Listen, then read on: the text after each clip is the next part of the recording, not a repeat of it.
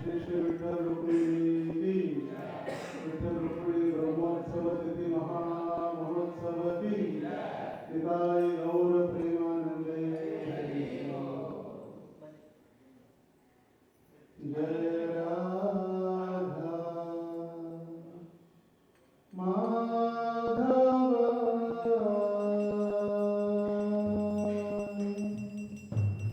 जय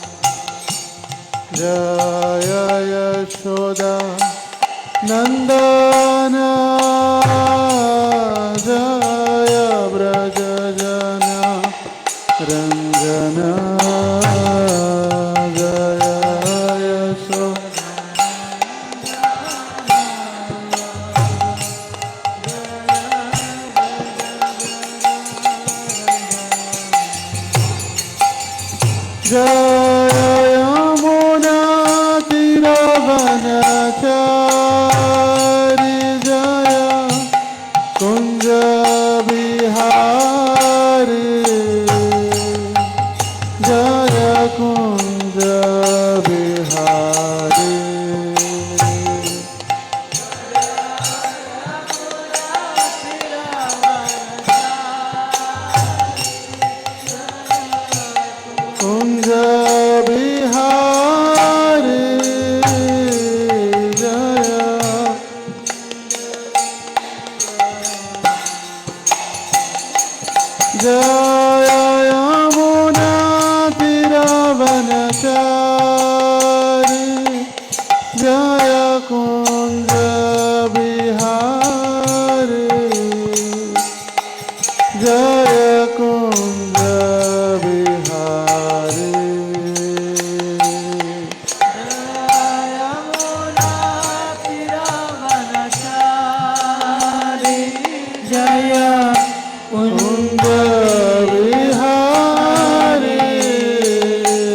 जय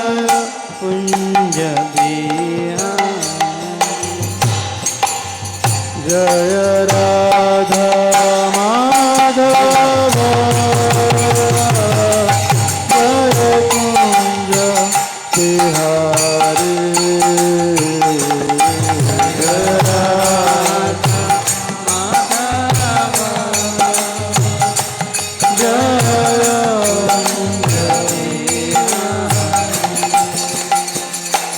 जय राधा माधव जय कुंज बिहारी जय राधा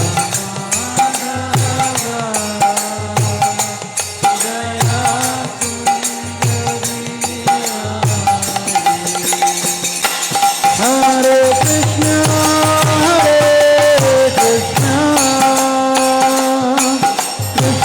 कृष्ण हरे हरे हरे राम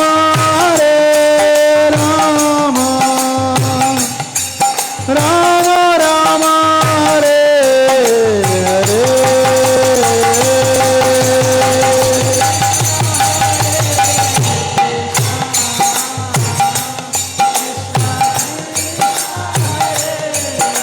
हरे हरे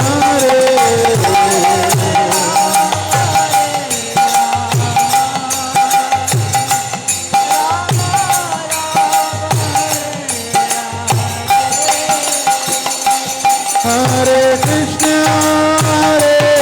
कृष्ण कृष्ण कृष्ण हरे हरे हरे राम राम राम हरे हरे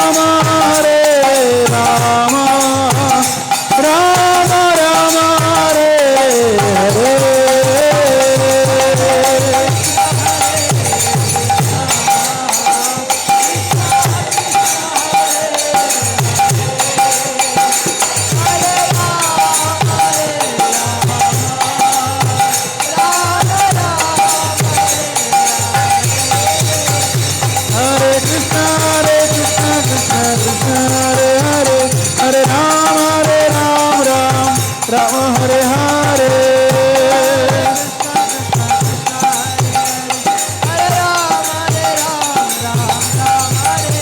हरे कृष्ण कृष्ण कृष्ण हरे हरे हरे राम राम हरे हरे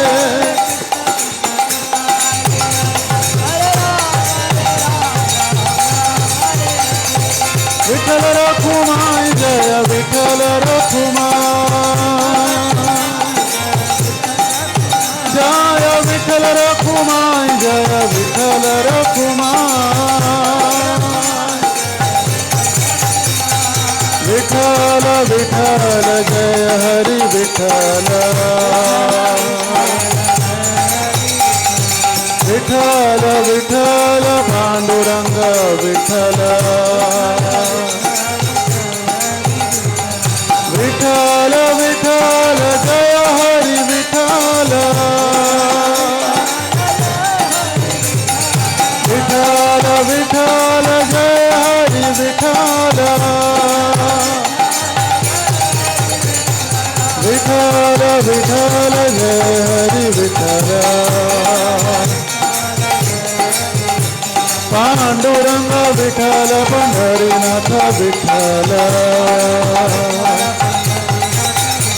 पांडुरंग विठ्ठल पंढरीनाथ विठ्ठल विठ्ठल विठ्ठल जय हरि विठ्ठल विठ्ठल विठ्ठल जय विठाला गौरानिताय जय गौरानिताय गौरानिताय जय गौरानिताय प्रभुपाद श्रील प्रभुपाद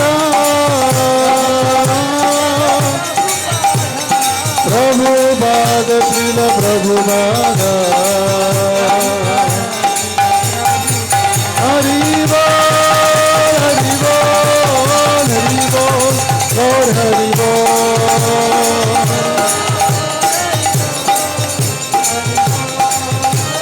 निताई गौर हरि बोल हरि बोल गौर हरि बोल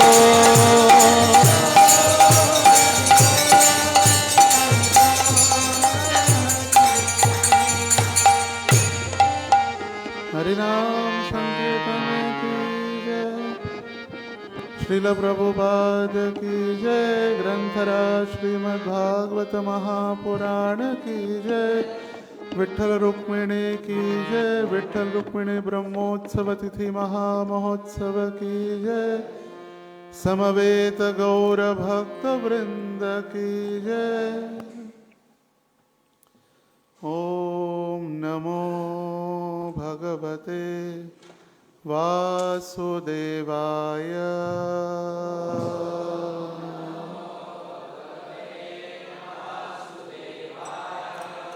ओम नमो भगवते वासुदेवाय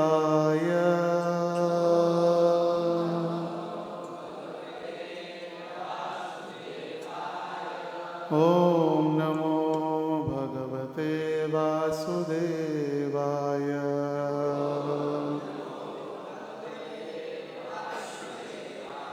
नारायणं नमस्कृत्यं नरं चैव नरोत्तमं देवीं सरस्वतीं व्यासं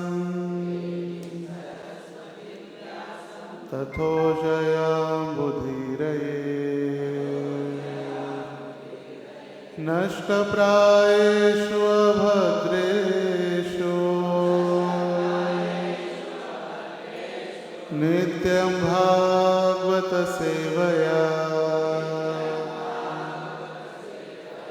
भगवतीरुत्तमश्लोके भक्तिर्भवति नैष्ठिकीम् कृष्णाय वासुदेवाय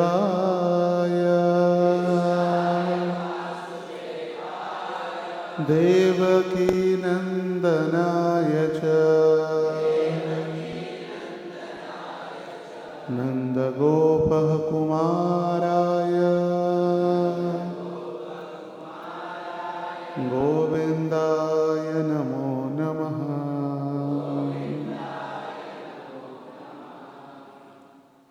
हरे कृष्ण। सर्वांचं स्वागत आहे आजच्या या मॉनिटरचा आवाज कमी. सर्वांचं स्वागत आहे आजच्या या भागवत कथेमधून. आपण 7 दिवस नाही तर 7 सत्र भागवत कथा श्रवण करणार आहोत. श्री श्री विठ्ठल रुक्मिणी मंदिराचा 16वा वर्धापन दिवस आज आपण आजपासून येत्या 3 दिवस हा उत्सव साजरा करणार आहोत. 16 वर्षापूर्वी या ठिकाणी विठ्ठल रुक्मिणींचं आगमन झालं. पंढरपुरातून विठ्ठल रुक्मिणी सोलापुरात आले.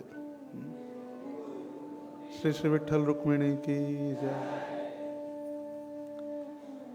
आणि जे विठ्ठल रुक्मिणी पंढरपूर धामामध्ये पुंडलिकाचे भेटी परब्रह्म आलेगा चरणी वाहे भीमा उद्धरी जगा. पुंडलिकाच्या भेटीसाठी आलेले भगवंत गुरु आणि आचार्यांच्या कृपेने, श्रील प्रभुपादांच्या कृपेने आज संपूर्ण जगभर आणि संपूर्ण जगातील वैष्णवांना दर्शन देण्यासाठी ते पोचलेले आहेत. अमेरिकेमध्ये लॉस एंजेलिस नामक एक शहर आहे. लॉस एंजेलिस जसं मुंबई बॉलिवूडसाठी प्रसिद्ध आहे, तसं हॉलिवूडसाठी लॉस एंजेलिस प्रसिद्ध आहे. आणि ज्यावेळी श्रील प्रभुपाद अमेरिकेत गेले आणि अमेरिकेत प्रचार किंवा पाश्चिमात्य देशातील प्रचार प्रारंभ झाल्यानंतर त्या पाश्चिमात्य देशातील इस्कॉनचं हेडक्वार्टर लॉस एंजेलिस झालं आणि त्या ठिकाणी रुक्मिणी द्वारकाधीश भगवंतांची स्थापना श्रील प्रभुपादांनी केली.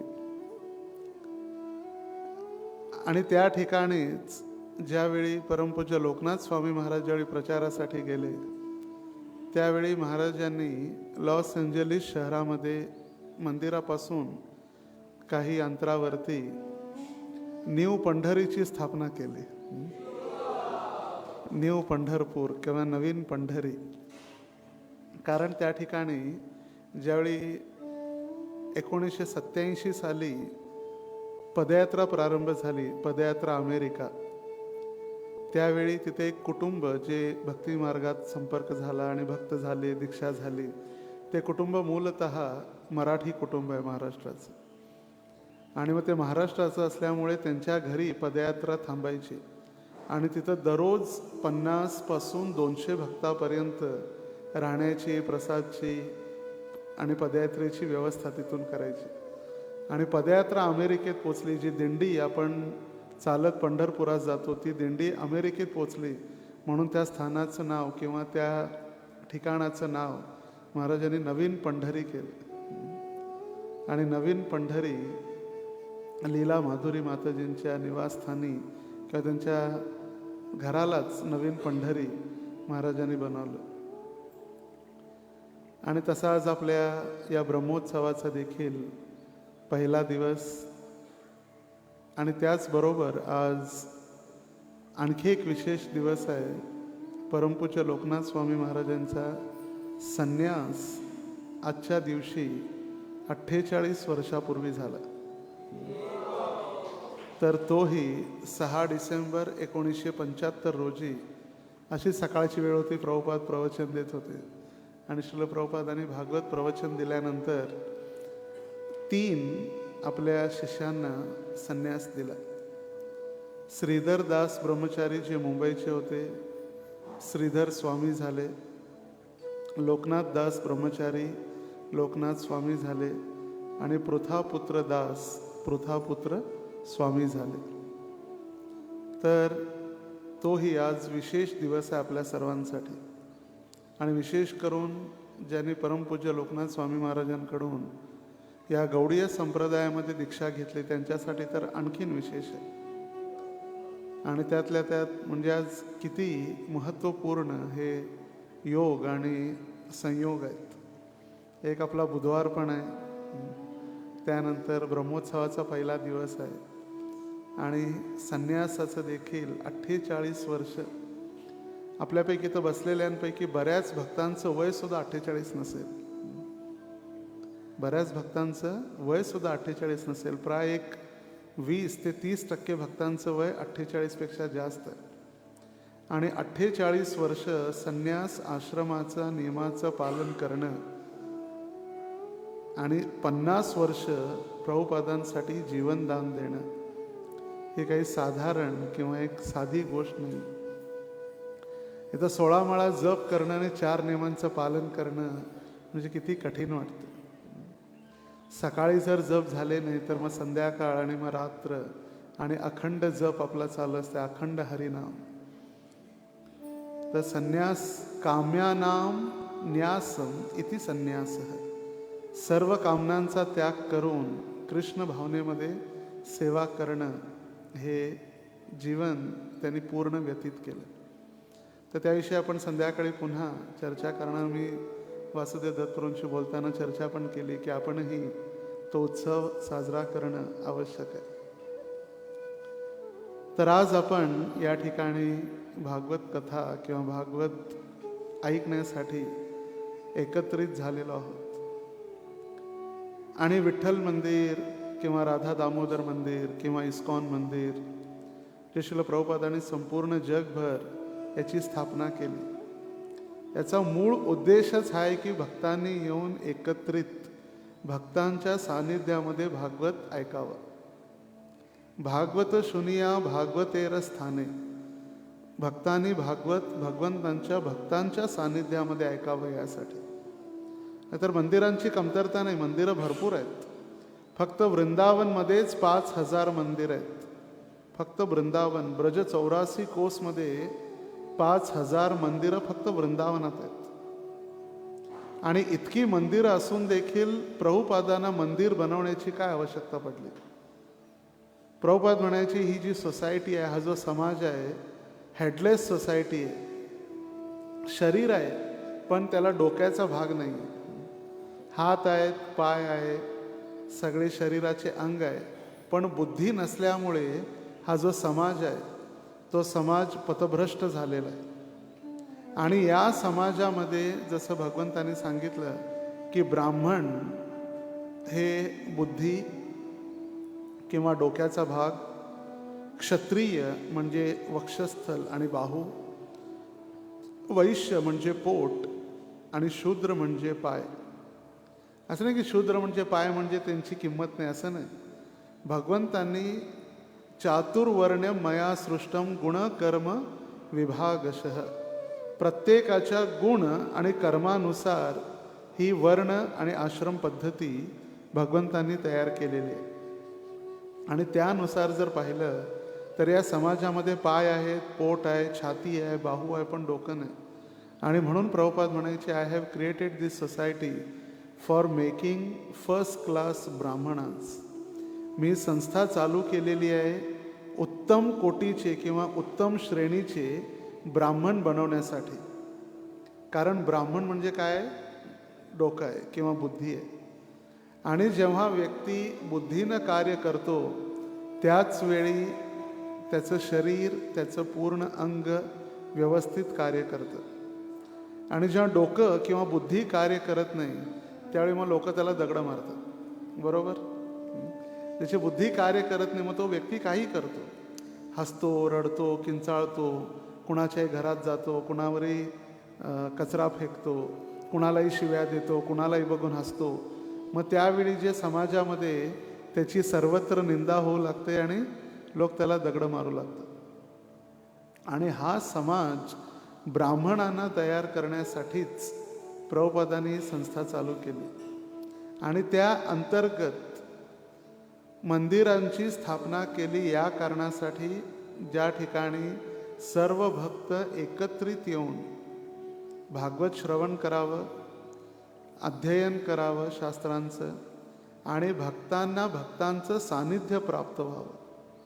आता बाकीच्या मंदिरामध्ये पुजारी भेटतील, भगवंत भेटतील, भगवंतांच्या मूर्ती भेटतील, मोठमोठी मंदिर आहेत. दक्षिण भारतात जर गेलं तर एक मंदिर फिरण्यासाठी अर्धा दिवस जातो. सकाळी जर मंदिरात प्रवेश केला तर पूर्ण मंदिराची परिक्रमा, दर्शन, वेगवेगळे देवी देवतांची मंदिरं, गोपुरम सगळे करत करत येता येता दुपार होते. जसं श्रीरंगमचं मंदिर आहे, तिरुवनमलाई आहे, किती मोठमोठे मंदिर आहेत दक्षिण भारतामध्ये. पण तिथं आपल्याला पुजारी दिसतील, भगवंत दिसतील, पण त्या ठिकाणी भक्त दिसणार नाही. त्या ठिकाणी आध्यात्मिक ज्ञान देणारा व्यक्ती भेटणार नाही. उत्सवाच्या दिवशी भेटतील, पण दररोज असं कोणत्याही मंदिरामध्ये अध्यात्माविषयी, भागवताविषयी, भगवद्गीतेविषयी आपल्याला ज्ञान देणारी मंदिरं अगदी कमी आहेत, जी आध्यात्मिक जीवनाविषयी मार्गदर्शन करणार आहेत. लोकांना वाटते धर्म म्हणजे काय? मंदिरात जावं, सकाळी जाताना एक अगरबत्ती घेऊन जायची, अगरबत्ती लावायची, 1-2 फुलं ठेवलं, प्रणाम केला की धर्म झाला, मी मुक्त झालो, देव ऋणापासून मी मुक्त झालो, भगवंतांचं जे ऋण आहे माझ्यावर त्यापासून मी मुक्त झालो, हाच धर्म आणि हीच माझी भक्ती आहे. पण त्याही पलीकडं भक्तीही आहे आणि धर्मही एक आहे. जसं जगामध्ये जगण्याची कला शिकवण्याची काय आवश्यकता लागत नाही. जसा मुलगा किंवा एखादा विद्यार्थी, एखादा जीव जसा मातेच्या गर्भातून बाहेर आल्यानंतर हळूहळू हळूहळू त्याचं वय जसं वाढत जातो, बाल्यावस्था, क्रीडासत्ता, तरुणावस्था, तरुणी रक्ता आणि त्या प्रदेशातील विशिष्ट भाषाशैली, राहण्याची पद्धती, कपड्याची पद्धती किंवा खाण्याची विविध व्यंजन, ते स्वाभाविक तो सगळं शिकतो. आता इथं कुणी चायनीज दररोज खाऊ शकत नाही. दररोज इथं जरी चायनीज कधीतरी ठीक आहे, ते वाटतं चांगलं खायसाठी, पण दररोज सकाळ दुपार संध्याकाळ आपण चायनीज खाऊ शकत नाही. तो मैद्याचा गोळा असा पोटात चिटकून बसेल की बाहेरच येणार नाही. आणि त्याच पद्धतीनं पाश्चिमात्य देशात गेल्यानंतर किंवा चायनामध्ये गेल्यानंतर ते मसला पप्पू आणि बुवा खाऊ शकणार नाहीत दररोज. कधीतरी मंदिरात गेल्यानंतर त्यांना प्रसाद भेटेल, दाल राईस, ती वेगळी गोष्ट, पण दररोज ते खाऊ शकत नाहीत. मग ती जगायची जी कला आहे ती प्रत्येक ठिकाणी प्रत्येकाला त्याच्या बुद्धीनुसार, त्याच्या घरातील संस्कारानुसार, घरातील संस्कारसुद्धा तितकेच महत्त्वाचे आहेत. कारण पहिला गुरु आई बनते आणि आई आपल्या मुलांना मार्गदर्शन करत ती सर्वप्रथम गुरु बनते त्या मुलांची. मग हळूहळू त्याचे शिक्षक, त्याचे वर्गमित्र, त्याचे कॉलेज स्टुडंट, ते सगळं शिकत शिकत तो जगण्याची कला शिकून जातो. आणि या जगात असं काय वेगळं काय नाही आहे. सगळ्यात पहिला बालवाडी खेळत खेळत, मग 1ली ते 7वी, मग हायर एज्युकेशन 8वी ते 10वी, मग कॉलेज, मग डिग्री, मग जॉब भेटला की लगेच घरचे लग्नाची तयारी, लग्न, मग त्यांची मुलं, सगळं रेग्युलरच आहे. याच्यात काय नवीन असं काही नाही आहे.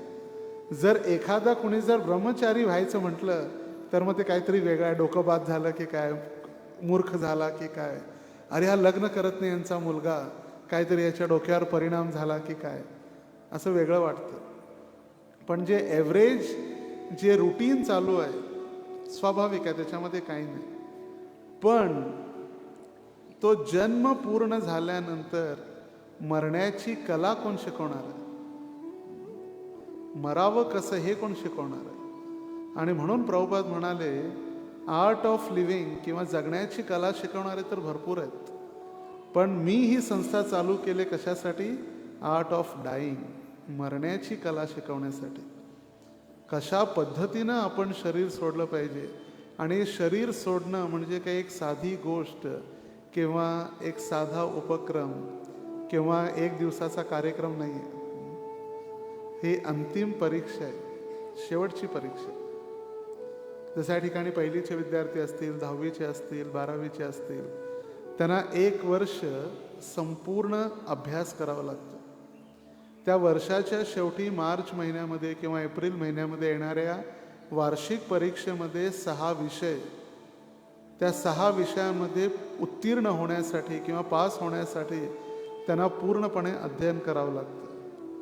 आणि तसंच आपल्याला हे जीवन जे दिलेलं आहे पूर्ण, ते जीवन दिलेलं आहे शेवटची परीक्षा पास होण्यासाठी. त्याच्या पलीकडं जीवनाचा कोणताही मूल उद्देश असा नाही आहे. शेवटची परीक्षा आहे ती, आणि फार कठीण परीक्षा आहे. आपल्याला आवडत नाही, आपण त्याच्यावर चर्चा करत नाही, आपण त्याविषयी बोलत नाही. ती परीक्षा कुणाला द्यायची इच्छासुद्धा नाही, तरी पण इच्छा नसते वेळीसुद्धा आपल्याला जबरदस्ती ती परीक्षा द्यावीच लागते. आणि म्हणून संत सांगतात, जगावं कसं हे शिकवते भगवद्गीता आणि मरावं कसं हे शिकवते भागवत. कारण भगवद्गीतेमध्ये भगवंतांनी संपूर्ण ज्ञान 18 अध्यायामध्ये 700 श्लोकामध्ये एका मनुष्याने कशा पद्धतीनं जगावं हे संपूर्ण वर्णन भगवंतांनी केलेलं आहे. काय खावं, काय खाऊ नये, रजोगुण, सत्वगुण, तमोगुण, सत्वगुणी आहार, रजोगुणी आहार, तमोगुणी आहार, कधी उठावं, कधी उठू नये. जो मुनी आहे तो संसार जेव्हा झोपतो तेव्हा मुनी किंवा साधू उठतात. संसार झोपतो म्हणजे कधी? रात्री 12, 2, 3 वाजता जेव्हा संसारिक लोक झोपतात नाईट ड्युटी करून. नाईट ड्युटी एक जॉबची पण आणि मोबाईलची पण नाईट ड्युटी असते, दोन्ही नाईट ड्युटी आहेत. आणि दुसरं, जे साधू त्या सगळेजण झोपायच्या वेळी साधू जागृत झालेले असतात. यस्याम जागृती भूतानी सा निशा पश्यतो मुने. ते मुनी सगळे उठून भगवंतांच्या मागे लागतात, भगवंतांच्या ध्यान करतात. कधी झोपावं, कधी झोपू नये, काय खावं, काय खाऊ नये, कसं जगावं, कसं जगू नये, सगळं भगवंतांनी सांगितलं. पण कसं मरावं हे आपल्याला शिकवतं भागवत. कारण भागवतामध्ये परीक्षित महाराजांच्या उदाहरणावरून, फक्त परीक्षित महाराजांना एक केंद्रबिंदू ठेवून परीक्षित महाराजांना उदाहरणासाठी भगवंतांनी त्यांचं चयन, त्यांची निवड करून असंख्य अशा भक्तांची उदाहरणं दिली. आणि त्यावरून मृत्यूसमयी आपण कशी तयारी करावी याचं वर्णन भगवंतांनी शुकदेव गोस्वामींच्या मार्फत परीक्षित महाराजांना ऐकवलं. परीक्षित महाराजांना तर भगवंतांचा आशीर्वादच आहे. पररक्षित, ज्यांचं रक्षण परमात्म्याने केलेलं आहे आईच्या गर्भामध्ये. आईच्या गर्भामध्येच त्यांचं भगवंतांनी रक्षण केलं. आणि अशाला भगवंतांनी आईच्या गर्भामध्ये स्वतः दर्शन दिलं. रक्षण आणि दर्शन दोन्ही झाले. शंख चक्र गदा पद्म धारण केलेले भगवंत आईच्या गर्भामध्ये, उत्तरेच्या गर्भात त्यांनी दर्शन दिलं. पररक्षित, परमात्म्याने रक्षण केलं म्हणून त्यांचं नाव परीक्षित झालं. आणि परीक्षित, दुसऱ्यांची जेव्हा ते गर्भाच्या बाहेर आले आणि बाहेर आल्यानंतर त्यांनी परीक्षा चालू केली, परीक्षण चालू केलं की हेच आहेत का ते ज्यांनी मला पोटामध्ये दर्शन दिलेलं किंवा माझं रक्षण केलेलं, हेच आहेत का ते, हेच आहेत का ते, हेच आहेत का ते. ते परीक्षण करू लागले म्हणून त्यांचं नाव झालं परीक्षित. पररक्षित आणि परीक्षण केल्यामुळे प्रत्येक नावाचा, प्रत्येक शब्दाचा देव भाषेमध्ये किंवा देवनागरी संस्कृत भाषेमध्ये प्रत्येकाचा अर्थ आहे. प्रभुपाद म्हणायची इंग्लिश ही म्लेच्छ भाषा आहे, त्याला काहीच अर्थ नाही. TO टू होतं तर मग GO गु व्हायला पाहिजे. गो कसं होतं आपण विचार करत नाही अशा छोट्या गोष्टींवर, कारण ते त्यांचे नियम आहेत. TO जर टू होत असेल तर GO गु होत आहे, मग ते गो का होतं? तसं संस्कृत भाषेमध्ये होत नाही. देवनागरी भाषेमध्ये प्रत्येक त्याचं उच्चारण करण्याची पद्धती, उच्चार करण्याचा तारतम्य ज्याला म्हणतो, आवाजाचा नाकातून, घशातून, गळ्यातून, पोटाच्या बेंबीतून सुद्धा ज्यावेळी ते मंत्रोच्चारण केले जातात, हात वगैरे वेदांचं उच्चारण ज्यावेळी केलं जातं मंत्रोच्चारण, त्यावेळी त्याचा प्रत्येकाचा प्रभाव त्याच्यावर होतो.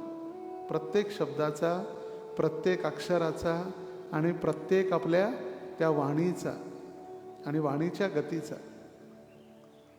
तर आपण एकत्रित झालं हेच भागवत ऐकण्यासाठी, ज्यामुळे आपल्यालाही भगवंतांच्या चरणी रती उत्पन्न व्हावी. भगवंतांच्या चरणी जर रती उत्पन्न झाली तर आपली मती भगवंतांच्या चरणी लागेल.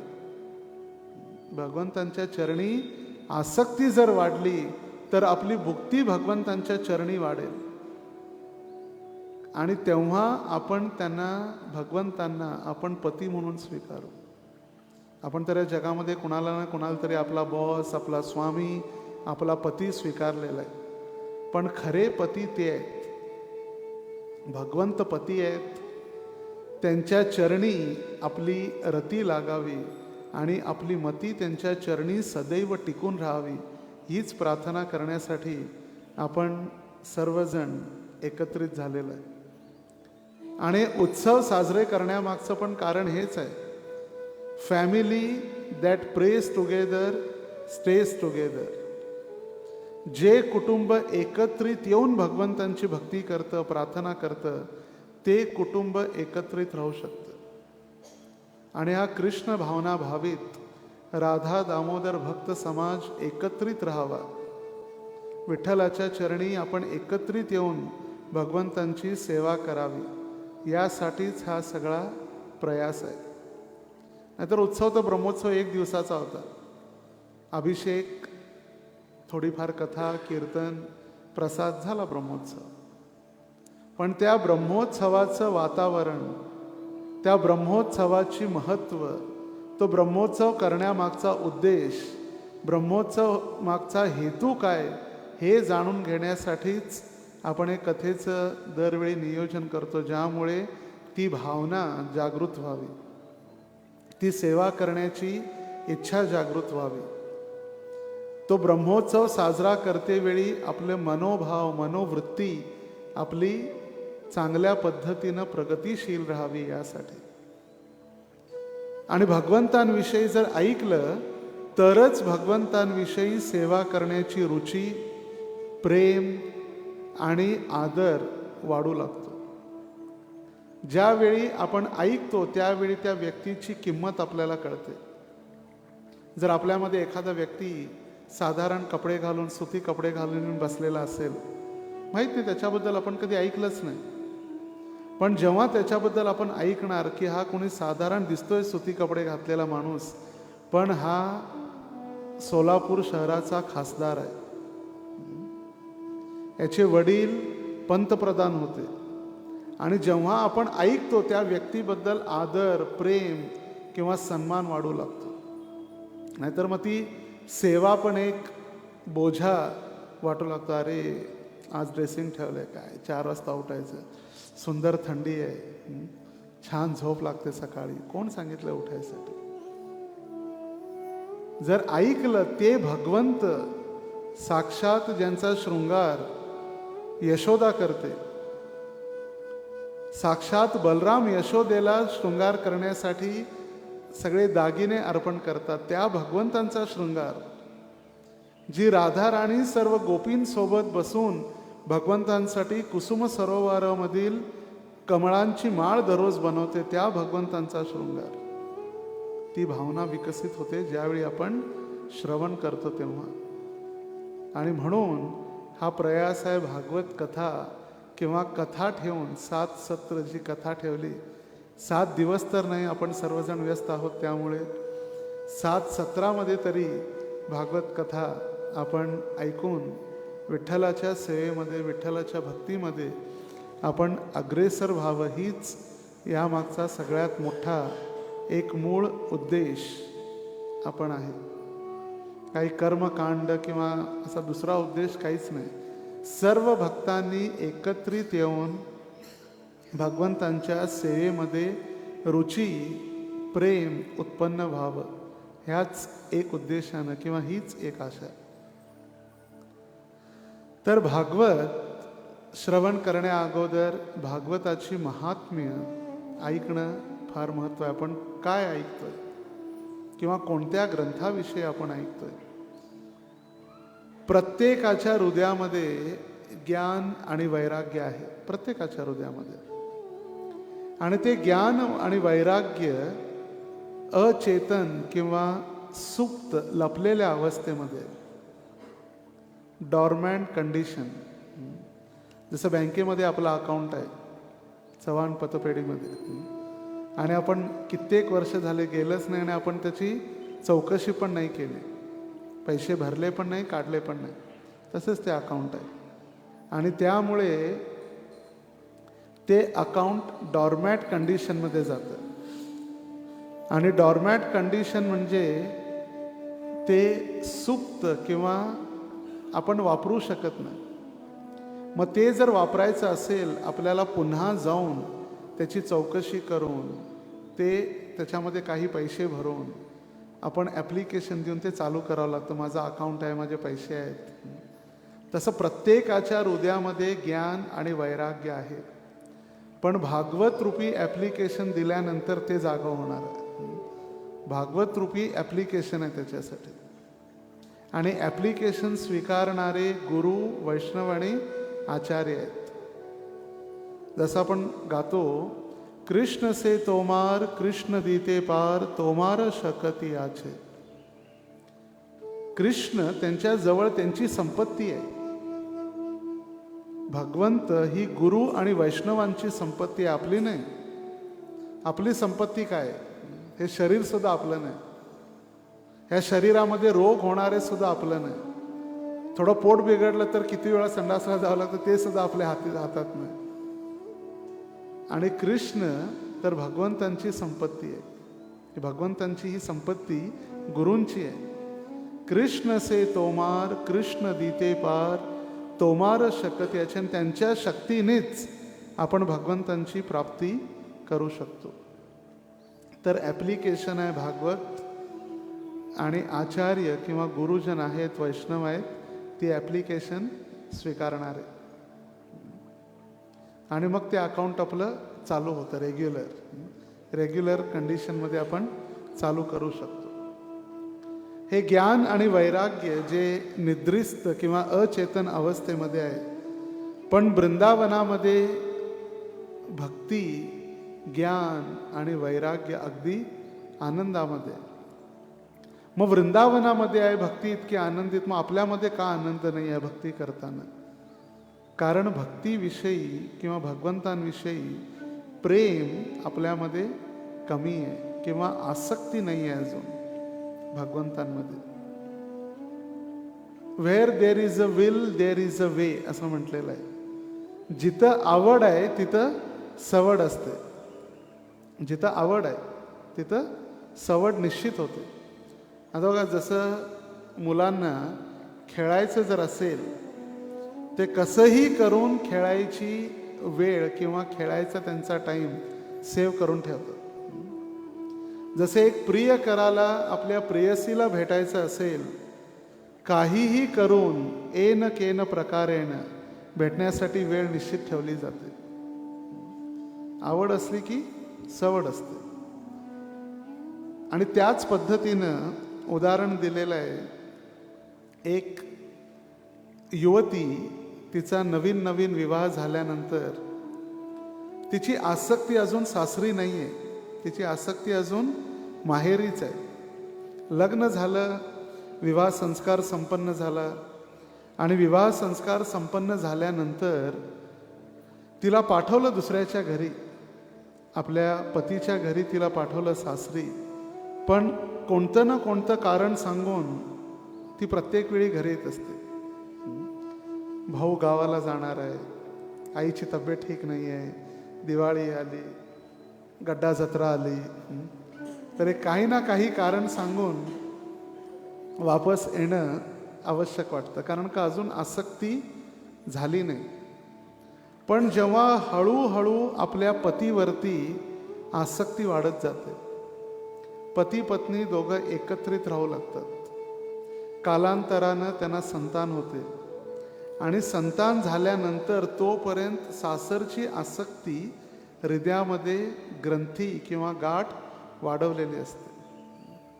आणि त्यावेळी माहेरातून जरी फोन आला आणि या घरी भाऊ आलाय, नाही त्यांचा डबा करून द्यायचा आहे, डबा करून देणारं कोण नाही, मुलांना शाळेत सोडायसाठी कोण नाही. कारण बघा, अगोदर कारण नसताना आपण जात होतो, आता कारण देतो न जाण्यासाठी. कारण आसक्ती आता हळूहळू वाढत गेली. आणि ज्यावेळी नवीन लग्न झालेलं असतं किंवा ती युवती लग्नाच्या अगोदर आपल्या आई वडिलांचं घर माझं घर म्हणून सांगते, हे माझं घर आहे, हे माझे आई वडील आहेत, माझा पत्ता, जेवण, बिडी, घरकुल जोही आहे तो सांगते. तेच लग्न झाल्यानंतर आसक्ती जेव्हा पतीमध्ये वाढते त्यावेळी तो पत्ता देखील बदलतो. पत्ता बदलतो, हळूहळू इतकी आसक्ती वाढते.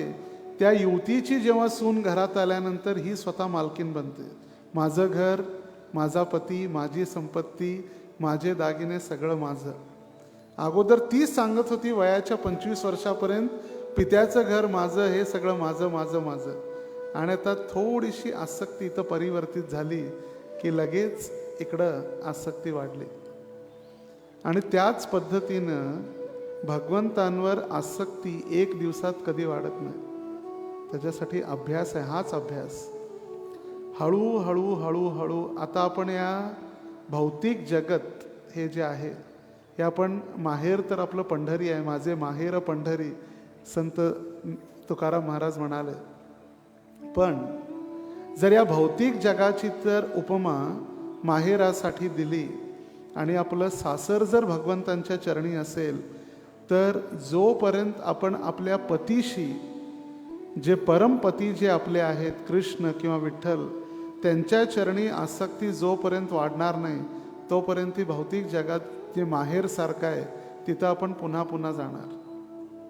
मंदिरात गेल्यानंतर अरे बापरे 9 वाजले, चला अजून जायचं आहे लवकर. सेवा, अरे नाही लवकर घरी जायचं आहे.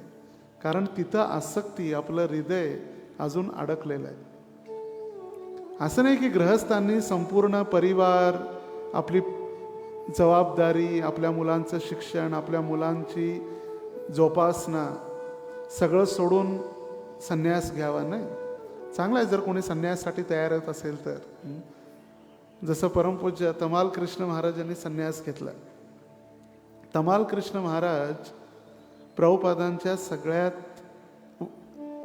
सुंदर शिष्यांपैकी आपण म्हणू शकतो आणि सगळ्यात जवळचे पण.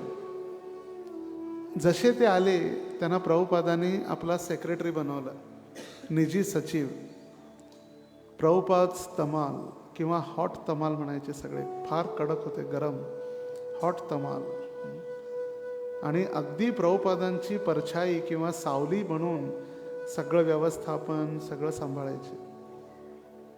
ज्यावेळी ते गृहस्थ होते, लग्न झालेलं होतं, गृहस्थ होते, आणि त्यांची पत्नी अशीच कोणीतरी नाही, मिस वर्ल्ड त्यांची पत्नी होती. मिस वर्ल्ड जी होती त्या काळी ती प्रभुपादांची शिष्या झालेली होती. Miss world. आपलं थोडीशी सुंदरता असते, आपल्याला वाटतं मी फार सुंदर आहे, माझ्यासारखं सुंदर कोणीच नाही. मिस वर्ल्ड, जगात जागतिक सुंदरी म्हणू शकतो आपण. जगातील सगळ्यात सुंदर स्त्री त्यांची पत्नी होती. शिष्य झाली. प्रभुपादांनी दोघांना विचारून दोघांचा विवाह संपन्न केला आणि दोघांना विवाह संस्कारामध्ये प्रगती करण्यासाठी आणि विवाह संस्कारामध्ये गृहस्थ आश्रमाच्या नियमांचं पालन करण्यासाठी सांगितलं. आणि फक्त 6 महिन्यामध्ये, किती, 6 महिने, लग्नाला 6 महिने पण झाले नव्हते, आणि तमाल कृष्ण महाराजांनी प्रभुपादांजवळ इच्छा व्यक्त केली, प्रभुपाद मला संन्यास घ्यायचा. प्रभू म्हणजे संन्यास घ्यायचा? इतकी सुंदर पत्नी असल्यानंतर लोक घरं सुद्धा सोडणार नाहीत. मंदिरात यायची तर दूरची गोष्ट, आणि संन्यास तर विसरूनच जायचं. म्हणले संन्यास, are you serious? Yes Prabhupada, I am serious. म्हणले वेन? शुभस्य शीघ्रम, जितक्या लवकर होईल तितकं. शुभस्य शीघ्रम, जितक्या लवकर होईल तितकं संन्यास घ्यायसाठी तयार आहे. आणि प्रभुपादांना वाटलं की थोडा वेळ थांबलेलं बरं, कारण का 2 गट तयार झाले. प्रभूजी जे होते सगळे, जे पुरुष मंडळी, ते म्हणायचे यस प्रभुपाद, तमाल कृष्ण महाराजांना संन्यास दिला पाहिजे, दिला पाहिजे. आणि ज्या स्त्री होत्या सगळ्या माताजी, त्या म्हणायची इतकी सुंदर पत्नी, तिने संपूर्ण जीवन यांच्या चरणी अर्पण केलं, कसं काय संन्यास घेऊ शकतात? नाही नाही नाही. प्रभुपाद थोडे दिवस थांबले. आणि मग एकदा प्रभुपाद ज्यावेळी जयपूरमध्ये होते, राधा गोविंद मंदिरामध्ये, त्यावेळी प्रभुपादांनी रात्री 11 वाजता तमाल कृष्ण महाराजांना बोलवलं आणि विचारलं, Prabhupada, Tamal Krishna, are you really serious? Yes Prabhupada, I am really serious, I want to take sannyas. Prabhupada म्हणले ठीक आहे, उद्या सकाळी राधा गोविंद मंदिरामध्ये तुला आम्ही संन्यास देतो. तर 6 महिन्यामध्ये संन्यास. आपली आसक्ती इतकी वाढलेली घरात की घरातून जोपर्यंत हाकलून घालत नाही तोपर्यंत आपण जात नाही. जावा, यात्रेला जावा, पैसे घ्या, जा कुठंतरी यात्रेला जा, हरिद्वारला जा, ऋषिकेशला जा, म्हाताऱ्या जा, घरातून हाकलून जरी घातलं तरी आपण घरातून आपली आसक्ती सुटत नाही. इतकी ग्रंथी जी आहे ती आपण कठोर ठेवलेली आहे. सर्व गृहस्थ आश्रमाची जबाबदारी सांभाळत असते वेळी आपला उद्देश त्या प्रियसी सारखा ठेवला पाहिजे, जी प्रियसी आपल्या प्रियकराला भेटण्यासाठी. प्रभुपाद उदाहरण द्यायचे, एक युवती आहे, तिचं पूर्ण चिंतन आपल्या प्रियकराकडे आहे. खरं घरची जबाबदारी ती अशा चांगल्या पद्धतीनं सांभाळत आहे की तिला कुणीही चुकीचं ठरू शकत नाही. चांगली पद्धती आहे. स्वयंपाक करणं, घरच्यांची काळजी घेणं, आपल्याला दिलेली जबाबदारी सांभाळणं, शिक्षण, जे काही XYZ सगळ्याच जबाबदाऱ्या परफेक्ट, पण चिंतन कुठं आहे? प्रियकराला भेटायचं. तसंच आपण इथल्या जबाबदारी पूर्ण सांभाळत असल आणि पूर्ण सांभाळता ती जबाबदारी पूर्ण आपल्या खांद्यावर घेऊन त्याच्या खांद्याने आपण इथंच खड्ड्यात जायचं नाही आहे. ती जबाबदारी सांभाळत चिंतन पाहिजे भगवंतांच्या भेटीसाठी. भेटी लागी जीवा लागलीसे आस. ह्या जीवाची आस लागलेल्या विठ्ठला तुमच्या दर्शनासाठी, तुमच्या प्राप्तीसाठी ती आस. आणि मग तेव्हा हळूहळू आपली आसक्ती भगवंतांच्या चरणी वाढू लागेल. उद्देश क्लिअर पाहिजे. जसं आणखी एक उदाहरण दिलं जातं, कमळ. कमळ जे आहे ते कमळ दलदलीमध्ये किंवा पाण्यामध्ये राहतं आणि पाण्यामध्ये राहिल्यानंतर त्या कमळाच्या फुलावरती किंवा कमळाचे जे विशेष करून पानं आहेत, त्या कमळाच्या पानावरती एकही थेंब पाणी कधी टिकत नाही, कधीच टिकत नाही. ते पाणी खाली पडतं. तसंच दलदलीमध्ये किंवा घाण पाण्यामध्ये जरी कमळ उगलेलं असलं तरीसुद्धा त्या कमळाचा प्रभाव त्या पाण्याचा प्रभाव कमळावर कधी होत नाही. तसंच आपणही संसारामध्ये राहून संसारिक कधी नाही व्हायला पाहिजे. सांसारिक वृत्ती आपली नाही राहायला पाहिजे. साधूंची शोभा या संसारामध्ये आहे, पण त्या साधूच्या आत संसार असून चालणार नाही. साधूची आवश्यकता आहे संसारामध्ये, आणि आवश्यकता आहे म्हणून तर साधूंची आवश्यकता आहे, ज्यामुळे प्रचार प्रसार भागवत सर्व काही आपल्याला प्राप्त होईल. पण त्या साधूच्या आत कधी संसार प्रवेश केला जाऊ नये किंवा करू नये. आता साधू म्हणजे फक्त ज्यांनी दाढी वाढवलेली आहे किंवा भगवे कपडे घातलेले आहेत तेच साधू नाही आहेत. साधू या शब्दाचा जर मराठीत अगदी सोप्या भाषेमध्ये जर ऐकायचं असेल तर 6 प्रकारचे जे आपले काम, क्रोध, लोभ, मद, मोह आणि मात्सर्य षड्रिपू आहेत, त्यांना धुण्यामध्ये जो लागलेला आहे तो साधू. 6 धू. काम, क्रोध, लोभ, मद, मोह आणि मात्सर्य यांना धुण्यामध्ये जो लागलेला आहे तो साधू. मग तो साधू भगव्या कपड्यामध्ये असेल, पांढऱ्यामध्ये असेल, पिवळ्यामध्ये असेल, निळ्यामध्ये असेल किंवा काळ्या कपड्यामध्ये असेल, पण तो काम, क्रोध जे आहेत षड्रिपू त्यांना धुण्यामध्ये लागलेला आहे. तर साधूची भाषा किंवा साधूचं लक्षण म्हणजे फक्त नाही की जटा आणि भगवे वस्त्र नाही. प्रत्येकजण आपण साधू आहोत. जे भक्ती करणारे आहेत प्रत्येकजण साधू, आणि स्त्रिया साध्वी त्यांना म्हटलेलं आहे. जशी कुंती महाराणीने प्रार्थना केली भगवंतांची, तथा परमहंसाना मुनीनाम अमलात्मना भक्तियोग विधानार्थ कथम पश्येमहि स्त्रियः. हे भगवंता, तुम्हाला जाणणं किंवा तुम्हाला समजणं किंवा तुम्हाला प्राप्त करणं, तथा परमहंसानाम, मोठे मोठे परमहंस, ऋषी, मुनी, अमलात्मनाम, ज्यांचं आत्मा शुद्ध झालेली आहे, ज्यांची आत्मा काय झालेली आहे? पूर्णपणे शुद्ध झालेली आहे, असे मोठमोठे साधू ऋषीसुद्धा तुम्हाला समजू शकत नाही, तर मी तर एक कोण? सर्वसाधारण स्त्री आहे. कुंती महाराणी म्हणते, पण ती सगळ्यात मोठी साध्वी आहे. आपण चर्चा करत होतो मृत्यूचा.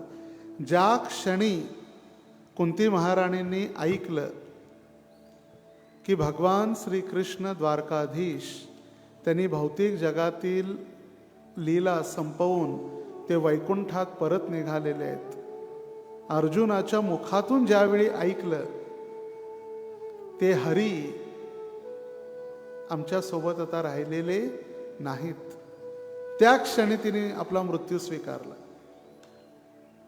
तिला मृत्यू वाट बघावी लागली नाही.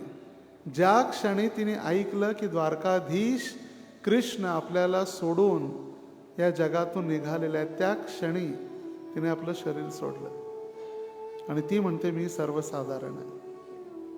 आणि आपण थोडे एक 16 माळा जप, 4 नियम पालन, 1-2 श्लोक येतात, आपल्याला वाटते मी फार मोठा पंडित आहे, माझ्यासारखा कोणी भक्तच नाही. तर हे भागवत जे आपल्याला शिकवतं, भक्ती विरक्ती प्रकाशितो, आणि भक्ती विरक्ती भगवत प्रबोधः. भक्ती विरक्ती, भक्तीमुळे काय काय होतं, जी भौतिक संसाराची आसक्ती कमी होते. भगवत प्रबोधः, आणि भगवंतांचं ज्ञान हृदयामध्ये प्रवाहित होऊ लागतं. सोलापूरमध्ये सुरुवातीला यायचं ज्ञान प्रबोधन, दिव्य प्रबोधन, दिव्य प्रबोधन, दिव्य प्रबोधन. प्रबोध म्हणजे भक्तीचा जो प्रबोध आहे, ते भक्तीचं ज्ञान दिलं जायचं सर्वसामान्य जीवांसाठी. आणि त्यासाठी गुरूंच्या चरणांचा आश्रय हे सगळ्यात महत्त्वाचं आहे. ज्यावेळी एखादा व्यक्ती गुरूंच्या चरणांचा आश्रय, ज्याला म्हटलेलं आहे गुरुपादाश्रय, घेतो, त्याच वेळी दिव्य ज्ञान हृदय प्रकाशितो.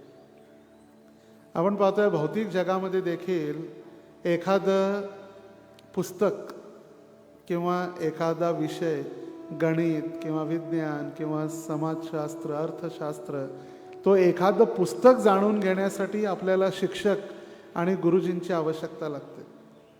आणि जे पुस्तक ज्याची पुढच्या वर्षी काही किंमत नाही, रद्दीच्या भावात विकलं जातं.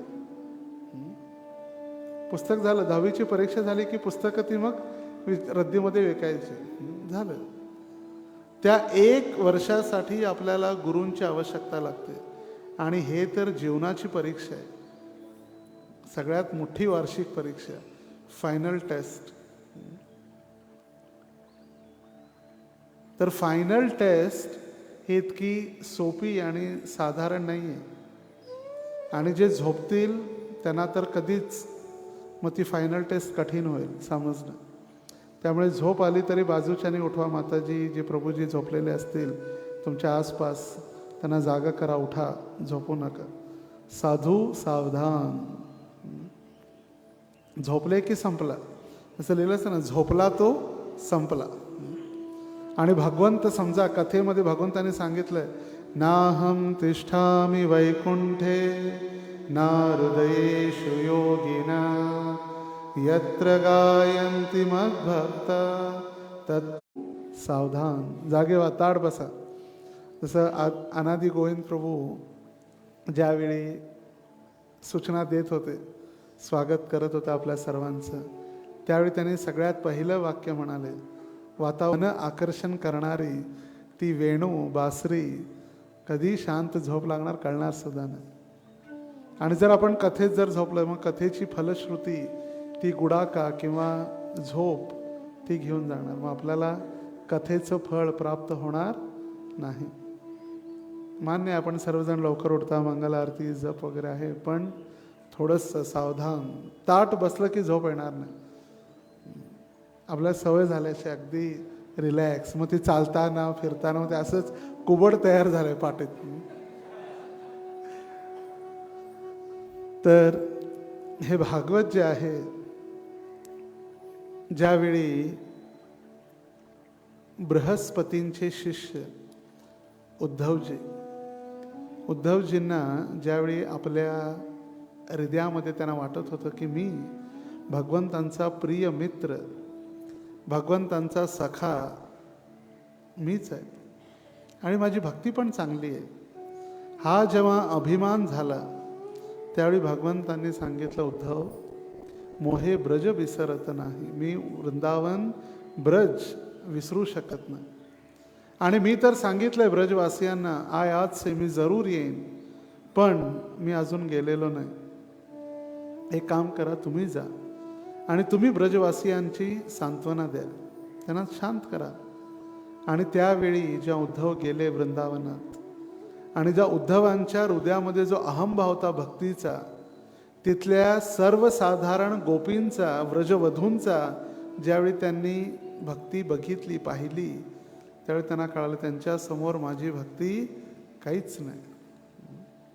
आणि म्हणून चैतन्य महाप्रभू म्हणाले, आराध्यो भगवान ब्रजेश तनयस तद्धाम वृंदावनम रम्या काचिदुपासना व्रजवधू वर्गेन या कल्पिताः श्रीमद्भागवतं प्रमाणममलं प्रेमां पुमार्थो महान् श्रीचैतन्यमहाप्रभोर्मतमिदं तत्रादराणा न परः।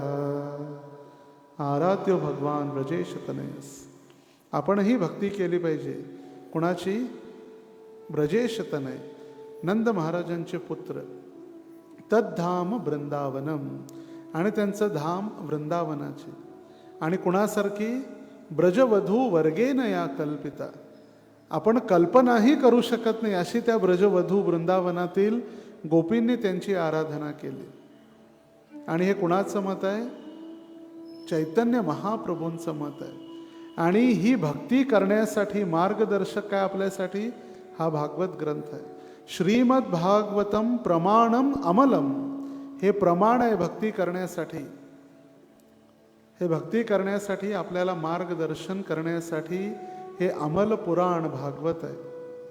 आणि त्या भागवताच्या आधारे आपण भगवंतांची भक्ती आपण प्रगती करू शकतो. आता ही जी भगवंतांची भक्ती आहे ही ज्ञानाची गंगा आहे. भागवत रूपी काय? ज्ञान गंगा. आणि ती ज्ञानाची गंगा आपल्या प्रत्येक गावामध्ये, शहरामध्ये, आपल्या घरोघरी पोचलेली आहे प्रभुपादांच्या कृपेमुळे. भागवताच्या ज्ञानाची गंगा आपल्या घरोघरी प्रभुपादांनी पोचवली. ज्यावेळी प्रभुपाद अमेरिकेला चालले ते प्रभुपादांना विचारलं, Prabhupada who is going to America? Swamiji Swamiji who is going to America?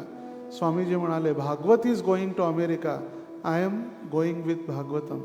Bhagwat अमेरिकेला चाललेला आहे, मी भागवत सोबत चाललोय. मी चाललो नाही अमेरिकेला. अमेरिकेला कोण चाललंय? भागवतम चाललंय, मी भागवत सोबत चाललोय.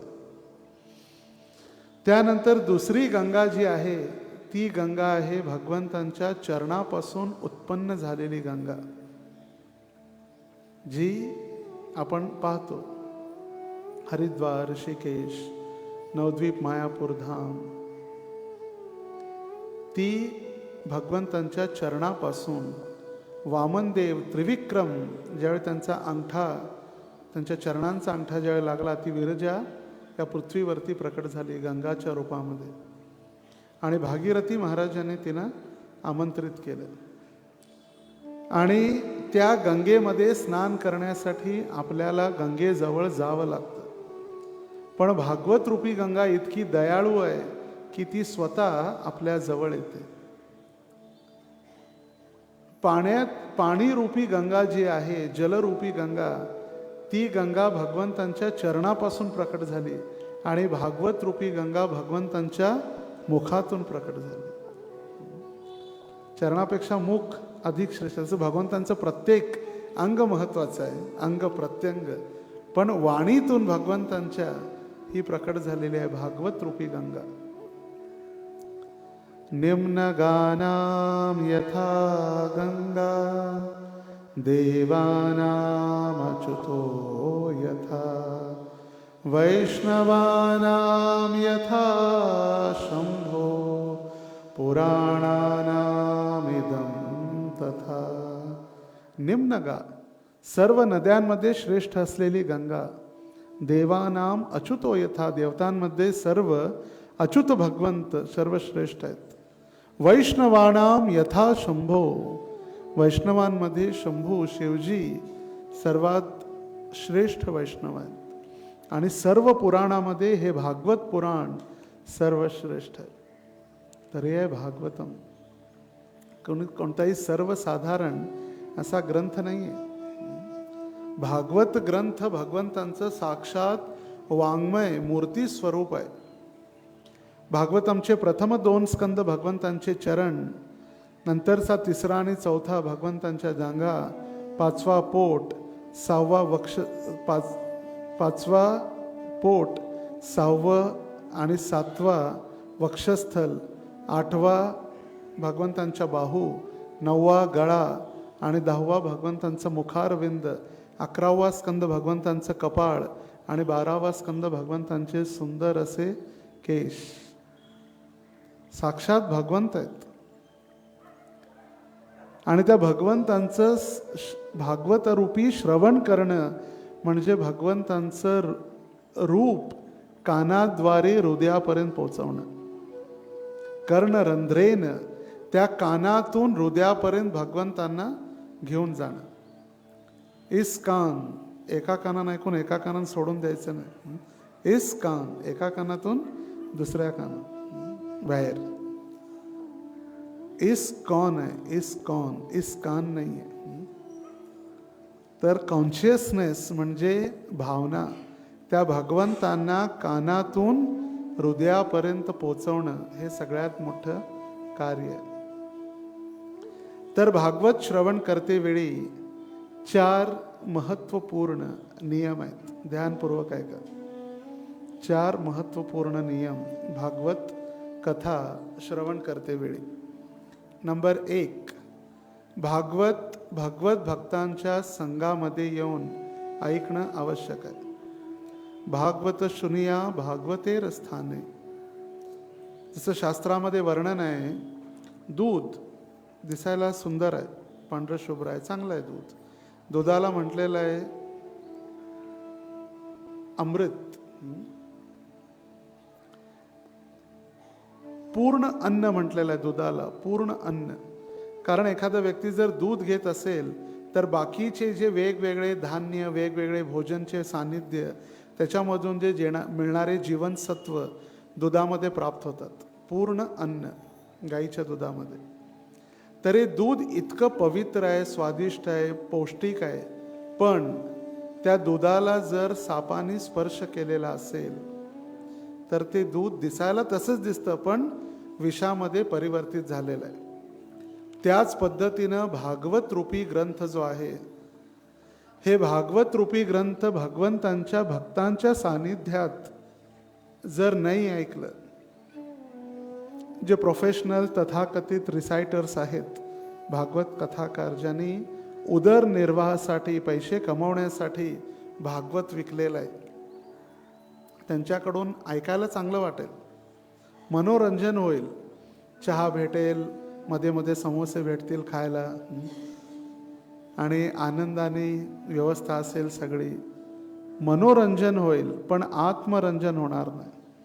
आणि म्हणून महाप्रभू म्हणतात की भागवत शुनिया भागवतेर स्थाने. सर्पोचिष्टम यथापय. ते सर्पांनी उच्चिष्ट केलेलं दुधाप्रमाणे ते असू नये. म्हणून भक्तांच्या सानिध्यामध्ये भागवत ऐकावं. नियम क्रमांक 1.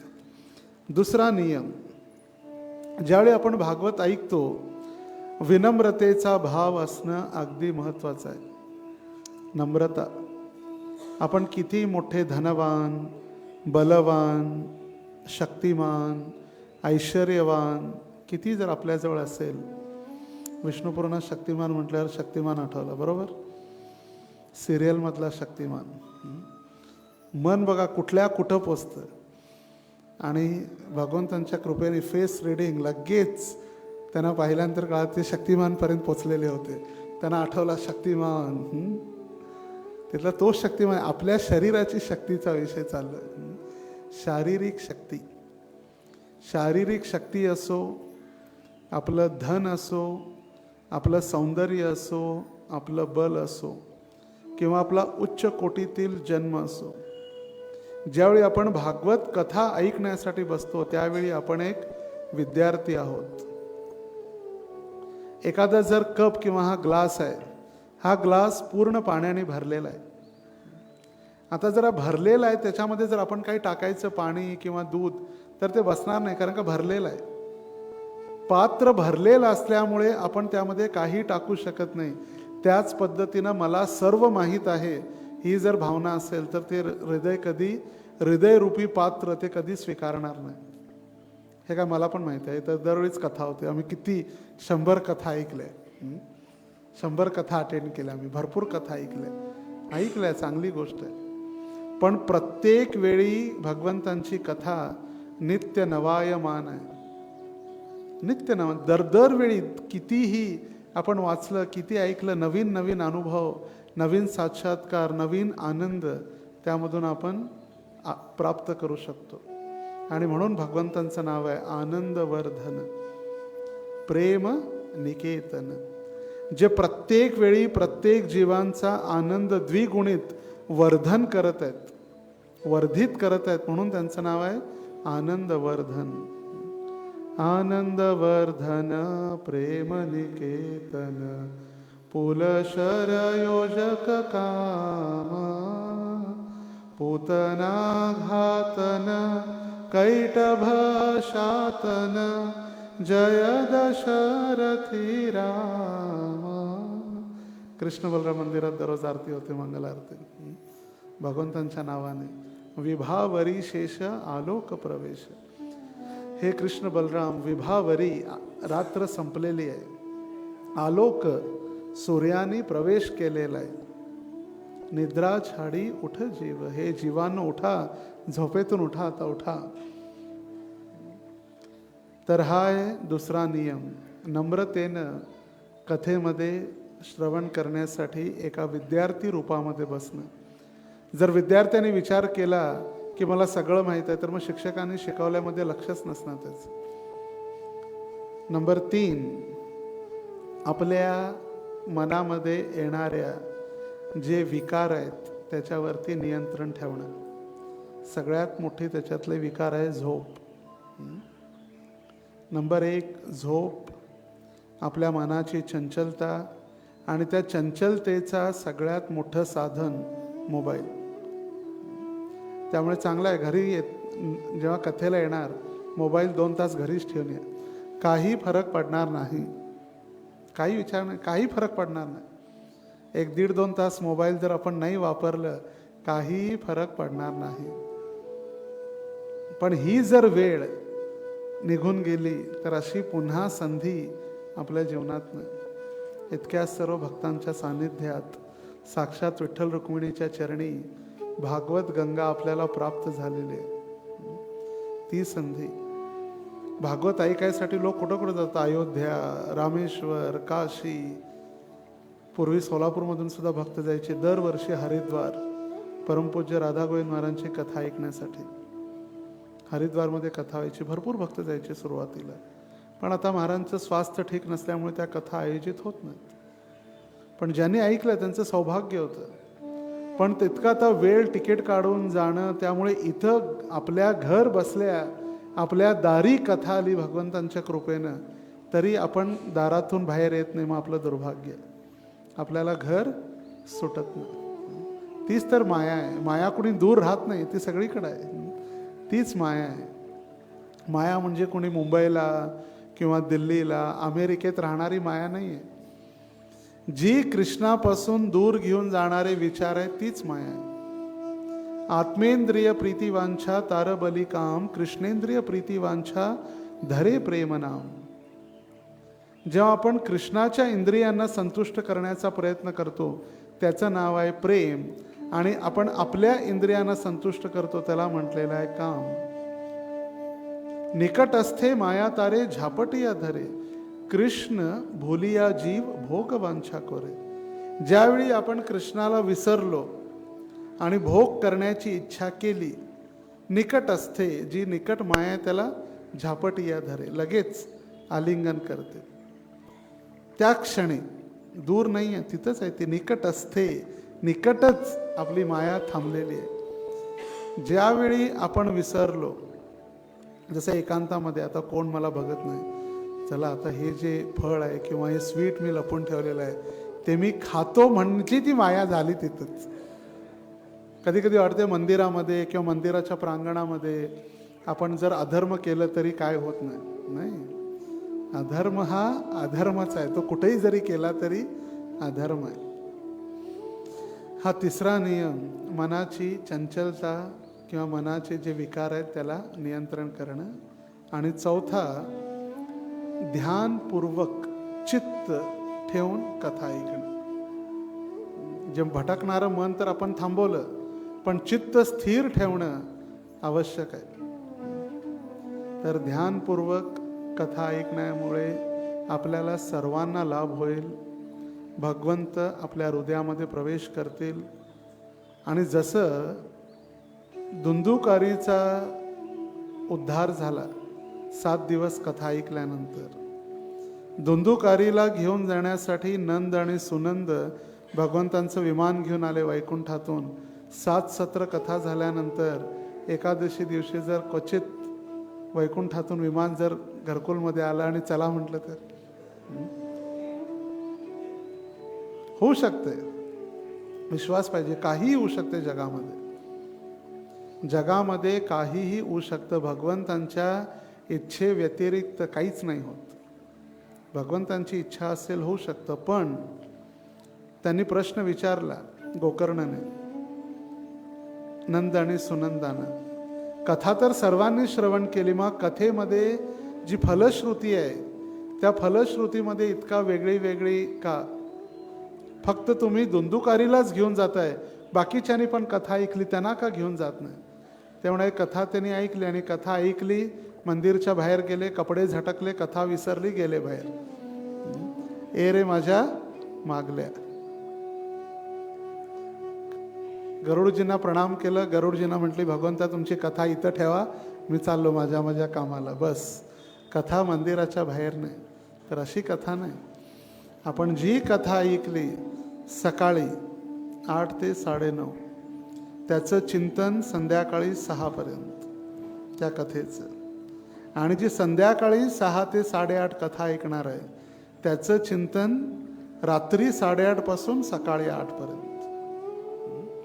तर त्यावेळी आपल्याला नंद आणि सुनंद घेऊन जाण्यासाठी येतील.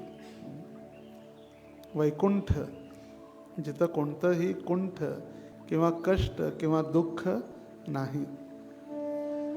आपण प्रयास करू शकतो. जे भक्तांची सेवा देखील आहे, दरवेळी काही सेवा ज्या आहेत ना इलाज असतं, जसं कुकिंग आहे, पुजारी सेवा आहेत, पण प्रसादसुद्धा आपण असा साधा बनवू शकतो की लवकर करून सगळ्यांना कथेमध्ये भाग घेता येईल. कारण आपण कथा आयोजित केलेच भक्तांसाठी. आणि जर भक्तच आपले सगळे सेवेमध्ये जर कायम जर व्यस्त राहत गेले तर मग त्यांना कधी फलश्रुती किंवा कथेचं फळ त्यांना कधी भेटणार? तर आपण बाकीच्या ज्या सेवा आहेत प्रयास करू शकतो की कथेच्या अगोदर लवकरात लवकर संपवून कथेच्या दरम्यानही आपण ध्यानपूर्वक कथा ऐकू शकतो. आणि ज्या सेवा कथेमध्ये करू त्याचं माळा बनवणं आहे, नाही लाज तर दररोज बनावंच लागतात. माळा बनवणं आहे किंवा फुलवाती बनवणं, त्या मग कथा हाती काम मुखी नाम ऐशी साक्ष बहुतांची. कथेमध्ये कान केंद्रित ठेवून जर सेवा करत असेल न बोलता तर परवानगी आहे. ध्यानपूर्वक लक्ष कुठं पाहिजे? कथेमध्ये. आणि कथेच्या शेवटी प्रश्न असतील तर त्याची उत्तरं दिली जातील. आणि जर प्रश्न नसतील तर मग मी प्रश्न विचारेन. जर तुमचे प्रश्न नसतील तर मी प्रश्न विचारणार.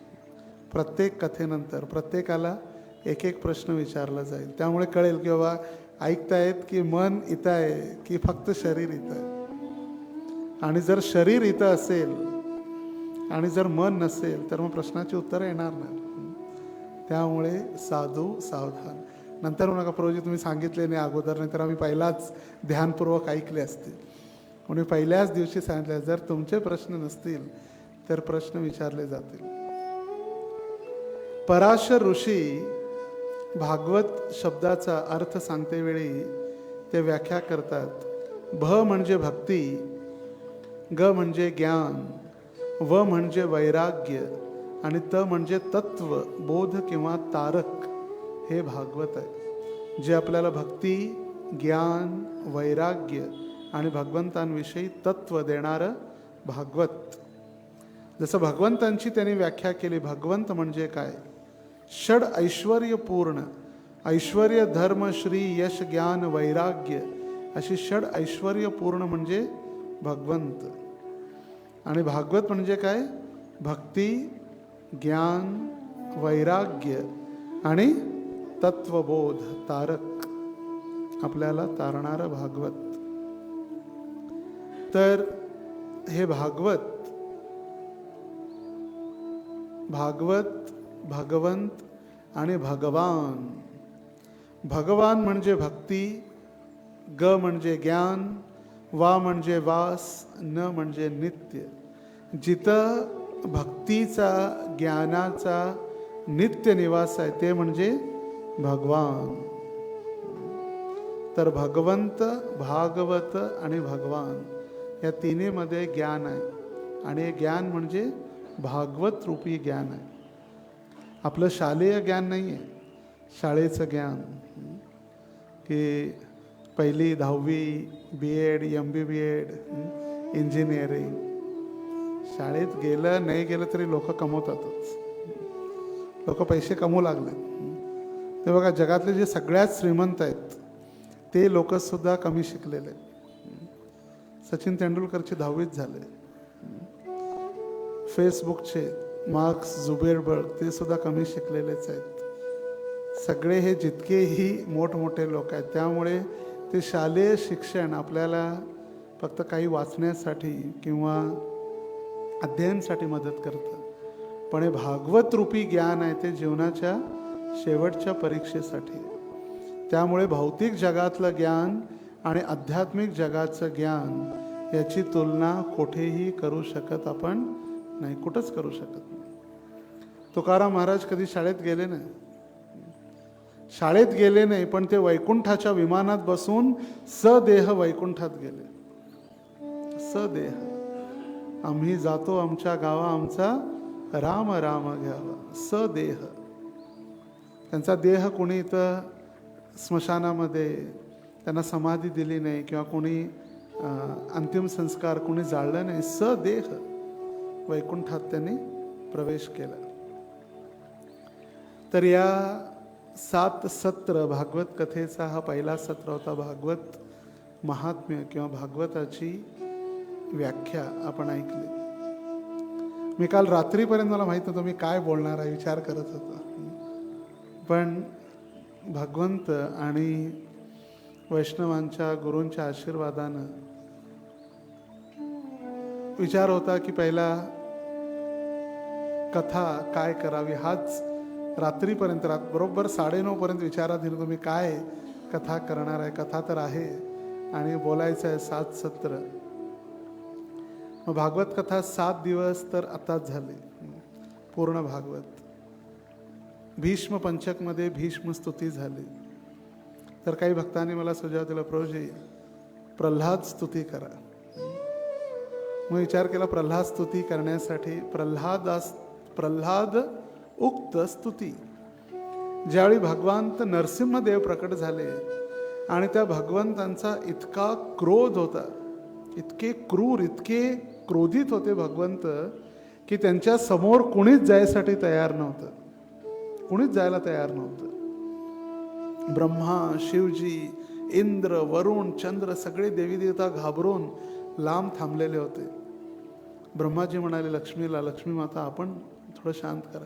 म्हटले हा माझा नवरा नाही आहे, माझा नवरा वेगळा, हा तर माझा नवरा नाही, आम्ही जाणार नाही. त्यानंतर प्रल्हाद महाराजांना ब्रह्माजींनी विनंती केली, हे तात, हे पुत्र, तुम्ही जा, तुमच्यासाठी ते प्रकट झालेले आहेत आणि तुम्ही त्यांना शांत करा. आणि त्यांना शांत करण्यासाठी ज्या प्रल्हाद महाराजांनी स्तुती केली ती प्रल्हाद स्तव किंवा प्रल्हादांची स्तुती आहे. तो विचार केला. मग नंतर म्हटलं की आता नरसिंह जयंती पण नाही आहे, विठ्ठल रुक्मिणीचा ब्रह्मोत्सव आहे, मग काय बोलावं. मग गजेंद्र आठवले. गजेंद्र, ज्या गज म्हणजे हत्ती, इंद्र म्हणजे हत्तींचा राजा, त्या संपूर्ण जंगलाचा राजा हत्ती होता. आणि त्या हत्तीमुळे संपूर्ण जंगलातील जितकेही जीव, पशु, पक्षी, प्राणी घाबरून राहायचे. जे हिंस्त्र पशु होते घाबरून राहायचे आणि बाकी सगळे जीव आनंदात होते. त्यांना माहित होतं आमचा बाप गजेंद्र आमचं रक्षण करणार. तर विठ्ठल आणि गजेंद्र स्तुती यामागचं सगळ्यात महत्त्वाचं जो संबंध आहे, ये ही हो विठ्ठले माझे माऊली. गरुडावर बैसोनी माझा कैवारी आला. या तुम्ही भगवंता विठ्ठला, तुम्ही या. पिवळा पितांबर कैसा गगनी झळकला, गरुडावर बैसोनी माझा कैवारी आला.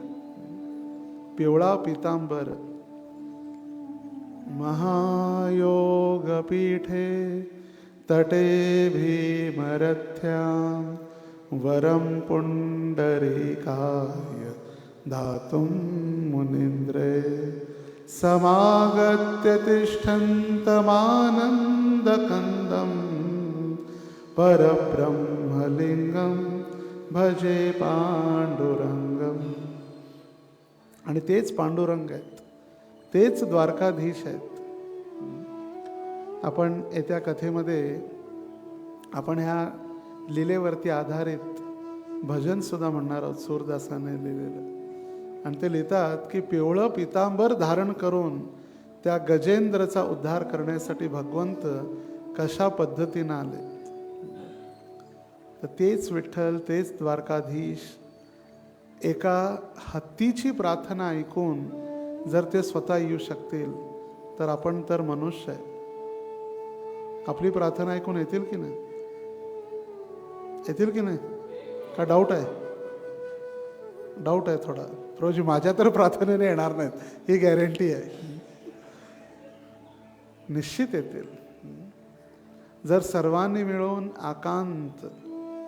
आक्रांत भूरी भारेण, ज्यावेळी पृथ्वी रडत तिच्यावरती जेव्हा या अधर्माचा वाढ झाला आणि अधर्माच्या वाढीमुळे अधर्माचे वजन वाढलं, त्यावेळी आक्रांत रडत भूरी भारेण ही पृथ्वी ब्रह्माजींजवळ गेले.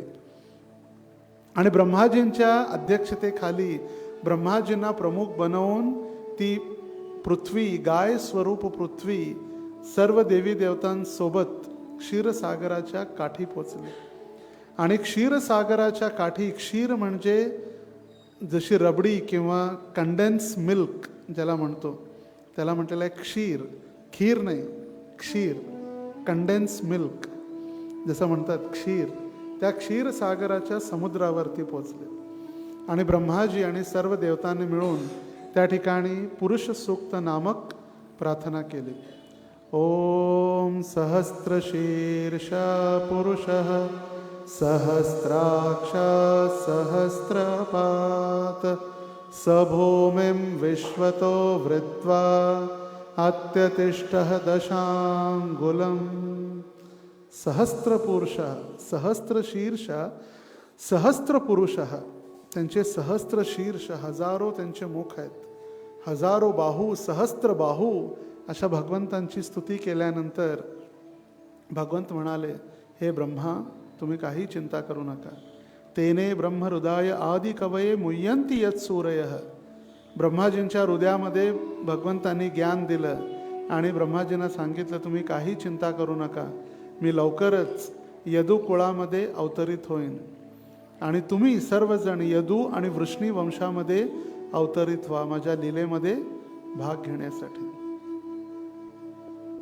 त्यांनी प्रार्थना केली, भगवंत प्रकट झाले.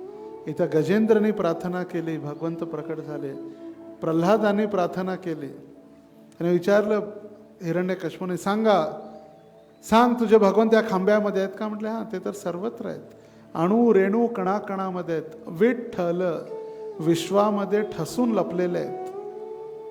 विठ्ठल विश्वामध्ये ठसून लपलेले आहेत, ते सर्वत्र आहेत. यत्र तत्र सर्वत्र हरी सर्वत्र गीयते, असे ते भगवंत आहेत.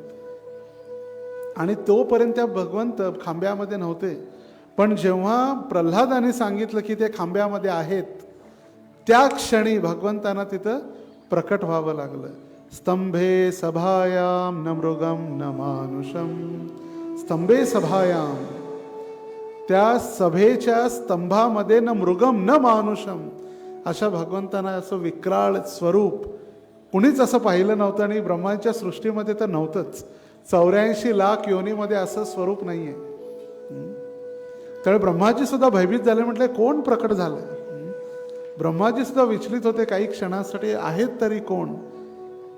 विचार करा, न सांगता जर असं रूप आपल्या समोर जरी आलं, आपण सुद्धा घाबरणार आहे.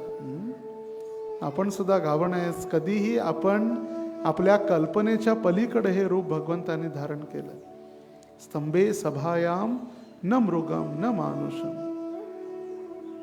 कुंती महाराणीने भगवंतांना प्रार्थना केली, विपदः संतुता शश्वत तत्र तत्र जगद्गुरो भवतो दर्शनम यस्यात् पुनर्भवदर्शनम. हे भगवंता, कष्ट द्या. कष्ट दिल्यामुळे काय होईल? तुमचं तीव्रतेने स्मरण होईल. तुमचं तीव्रतेने जर स्मरण झालं तर तुमचं काय होईल? दर्शन होईल. आणि एकदा जर का तुमचं दर्शन झालं तर पुन्हा पुन्हा जन्म मृत्यूचं दर्शन होणार नाही. कुणाकुणाची इच्छा आहे पुन्हा पुन्हा जन्म मृत्यूचं चक्राचं दर्शन व्हायची नाही? हा तर करावं. कुणाकुणाची इच्छा आहे? अर्ध्यांची इच्छा नाही आहे अजून, त्यांना राहायचं आहे अजून, वापस यायचं आहे. जीना यहाँ मरना यहाँ, सोलापूर छोड़ के जाना कहाँ. इथंच जगायचं आहे अजून. पण जीवनाची परीक्षा इथंच सगळं जाणार आहे आपलं. सगळी आसक्ती, सगळं प्रेम, सगळं इथंच राहणार आहे. आणि जसं भागवतामध्ये वर्णन आहे, पश्यन् अपि न पश्यति, जसं वर्णन या ठिकाणी करण्यात आलेलं आहे. भागवताचा द्वितीय स्कंद अध्याय 1 श्लोक संख्या 4. देहापत्यकलत्रादिष्व आत्मसैन्यश्व असत्सपि तेषां प्रमत्तो निधनं पश्यन् अपि न पश्यति. आपल्यालाही वाटतं की माझे कुटुंब, माझे कुटुंबातील सदस्य, माझे मित्र, माझी पत्नी, माझी मुलं, माझे वडील सगळे माझं रक्षण करतील. आनंद वाटायला ऐकल्यावर. कोणी रक्षण करणार नाही. क्षणांतून आनंद हसायला लागले. ते म्हटले खरंच कोणी करणार आहे की नाही? काय पश्यन् तेषा प्रमत्त निधनम. तो इतका प्रमत्त होऊन जातो, आपण विसरून जातो. आपल्याला वाटतंय ते सैन्य जे आहे, जे माझे आप्त वित्तई, माझी मुलं, माझे कुटुंबीय सदस्य, ते माझे काय आहेत? सैन्य आहेत, सैनिक आहेत. आणि ते सैनिक माझं रक्षण करतील. कोणीही आपलं रक्षण करू शकणार नाही. कोविडमध्ये आपण पाहिलं, कितीही प्रेम, आपण विसरला नाही ना कोविड? विसरायचं पण नाही. विसरलं तर मग आपल्याला वाटेल फार जग चांगलं आहे. नाही विसरलं तर लक्षात राहील कधी बोलावणं येतं. तर कुणीही आपलं रक्षण करू शकत नाही. आपलं कितीही जरी कष्ट असेल, त्या कष्टातील ते काही भाग घेऊ शकत नाहीत. कितीही कष्ट असेल तर. आणि कधी कधी तर असे रोग आहेत जे पूर्ण सेकंड स्टेज, थर्ड स्टेजला गेल्याशिवाय कळत सुद्धा नाहीत. Cancer direct second stage, third stage. मी काही दिवसापूर्वी आरोड्यामध्ये होतो. 28 तारखेला, 28 नोव्हेंबर, आजपासून 1 आठवड्यापूर्वी. आज बुधवार आहे. गेल्या मंगळवारी बहुतेक 28 तारीख होती. 28 तारखेला संध्याकाळी 6 वाजलेले होते आणि संपूर्ण आरोड्या मंदिरचा परिसर भक्तांनी पूर्णपणे भरलेला होता. गाव जेवणाची व्यवस्था होती. गाव जेवण. आरोडे गावाचे माननीय सरपंच युवराजदादा पाटील, आपण ऐकलं असेल ना युवराजदादा, जे महाराजांचे अतिप्रिय आणि महाराजांशी प्रेम करणारे अगदी सभ्य एक व्यक्ती, ज्याने आपल्या राधा गोपाल मंदिरासाठी भरपूर कार्य केलं. पूर्ण जीवन त्यांनी मंदिरासाठी केलं. त्यांच्या मुलाचं लग्न होतं. ध्यानपूर्वक ऐका. त्यांचा मुलगा संग्राम युवराज पाटील यांचा लग्नाचा सोहळा चाललेला होता. संध्याकाळी गुरु महाराज, सर्व भक्त, संपूर्ण गाव एकत्रित झालेलं होतं. आपले एकटे दीक्षित भक्त वॉशरूमसाठी, बाथरूमला जाण्यासाठी बाथरूममध्ये गेले. छातीत दुखू लागलं, आरडाओरडा झाली, बाथरूममध्येच पडले. आवाज ऐकल्यानंतर तिथं किचनमध्ये भक्तांनी, सेवा करणाऱ्यांनी सांगितलं. भक्तांनी मग दरवाजा तोडून बघितलं, खिडकीतून खाली पडलेत. दरवाजा तोडून काढला. रात्री हॉस्पिटलमध्ये तासगावला ॲडमिट केलं. सकाळी 9 वाजता अंतिम संस्कार. त्यामुळे काही शाश्वती नाही. आपण प्रत्येक वेळी हे आठवलं पाहिजे की शाश्वती नाही आहे. आपण हे विसरतो. हीच सगळ्यात मोठं आश्चर्य आहे. अहनी अहनी भूतानी गच्छन्ति यमालयम शेषास्थावर मिश्यन्ति किम आश्चर्यम यत पर. आपण हे मरणार हे विसरतो. हेच सगळ्यात मोठं आश्चर्य आहे. तर एक गजेंद्र देखील मरणार हे विसरलेला होता. गजेंद्र, त्याला वाटलेलं की सगळे माझ्या राणी, माझी मुलं, सगळ्यांच्या सोबत आनंदानं, मी तर हा राजा आहे, मी या संपूर्ण जंगलाचा राजा आहे. आणि त्या राजावरही अशी संकट उत्पन्न होऊ शकतील यासाठीच शुकदेव गोस्वामींनी परीक्षित महाराजांना एक उदाहरण देऊन सांगितलं, तू तर एक राजा आहे. गजेंद्र सारख्या राजाला, हत्ती सारख्या एका प्राण्याला देखील जो जेव्हा आर्त भावनेनं अगदी असहनीय होऊन ज्यावेळी त्यांनी भगवंतांना आमंत्रित केलं, बोलवलं, प्रार्थना केली, त्यावेळी साक्षात भगवंत आले. तू तर भगवंतांच्या कुटुंबातील सदस्य आहे. हे जाणून देऊन सांगण्यासाठी उदाहरण दिलं. कृष्ण भक्त पशु, पशु देखील भक्ती करू शकतं, फक्त मनुष्य नाही. एक पुस्तक आहे विष्णुलोक प्रोने लिहिलेलं, कृष्ण भक्त पशु. त्याच्यामध्ये गोगलगाय आणि साप, मांजर, कुत्र कसे वेगळे वेगळे भक्त झाले. जसं चैतन्य लीलेमध्ये, चैतन्य चरितामृतमध्ये वर्णन आहे. चैतन्य महाप्रभूंच्या लीलेमध्ये शिवानंद सेन एक भक्त होते आणि शिवानंद सेन यांची सेवा होती यात्रा ॲडव्हान्स पार्टी.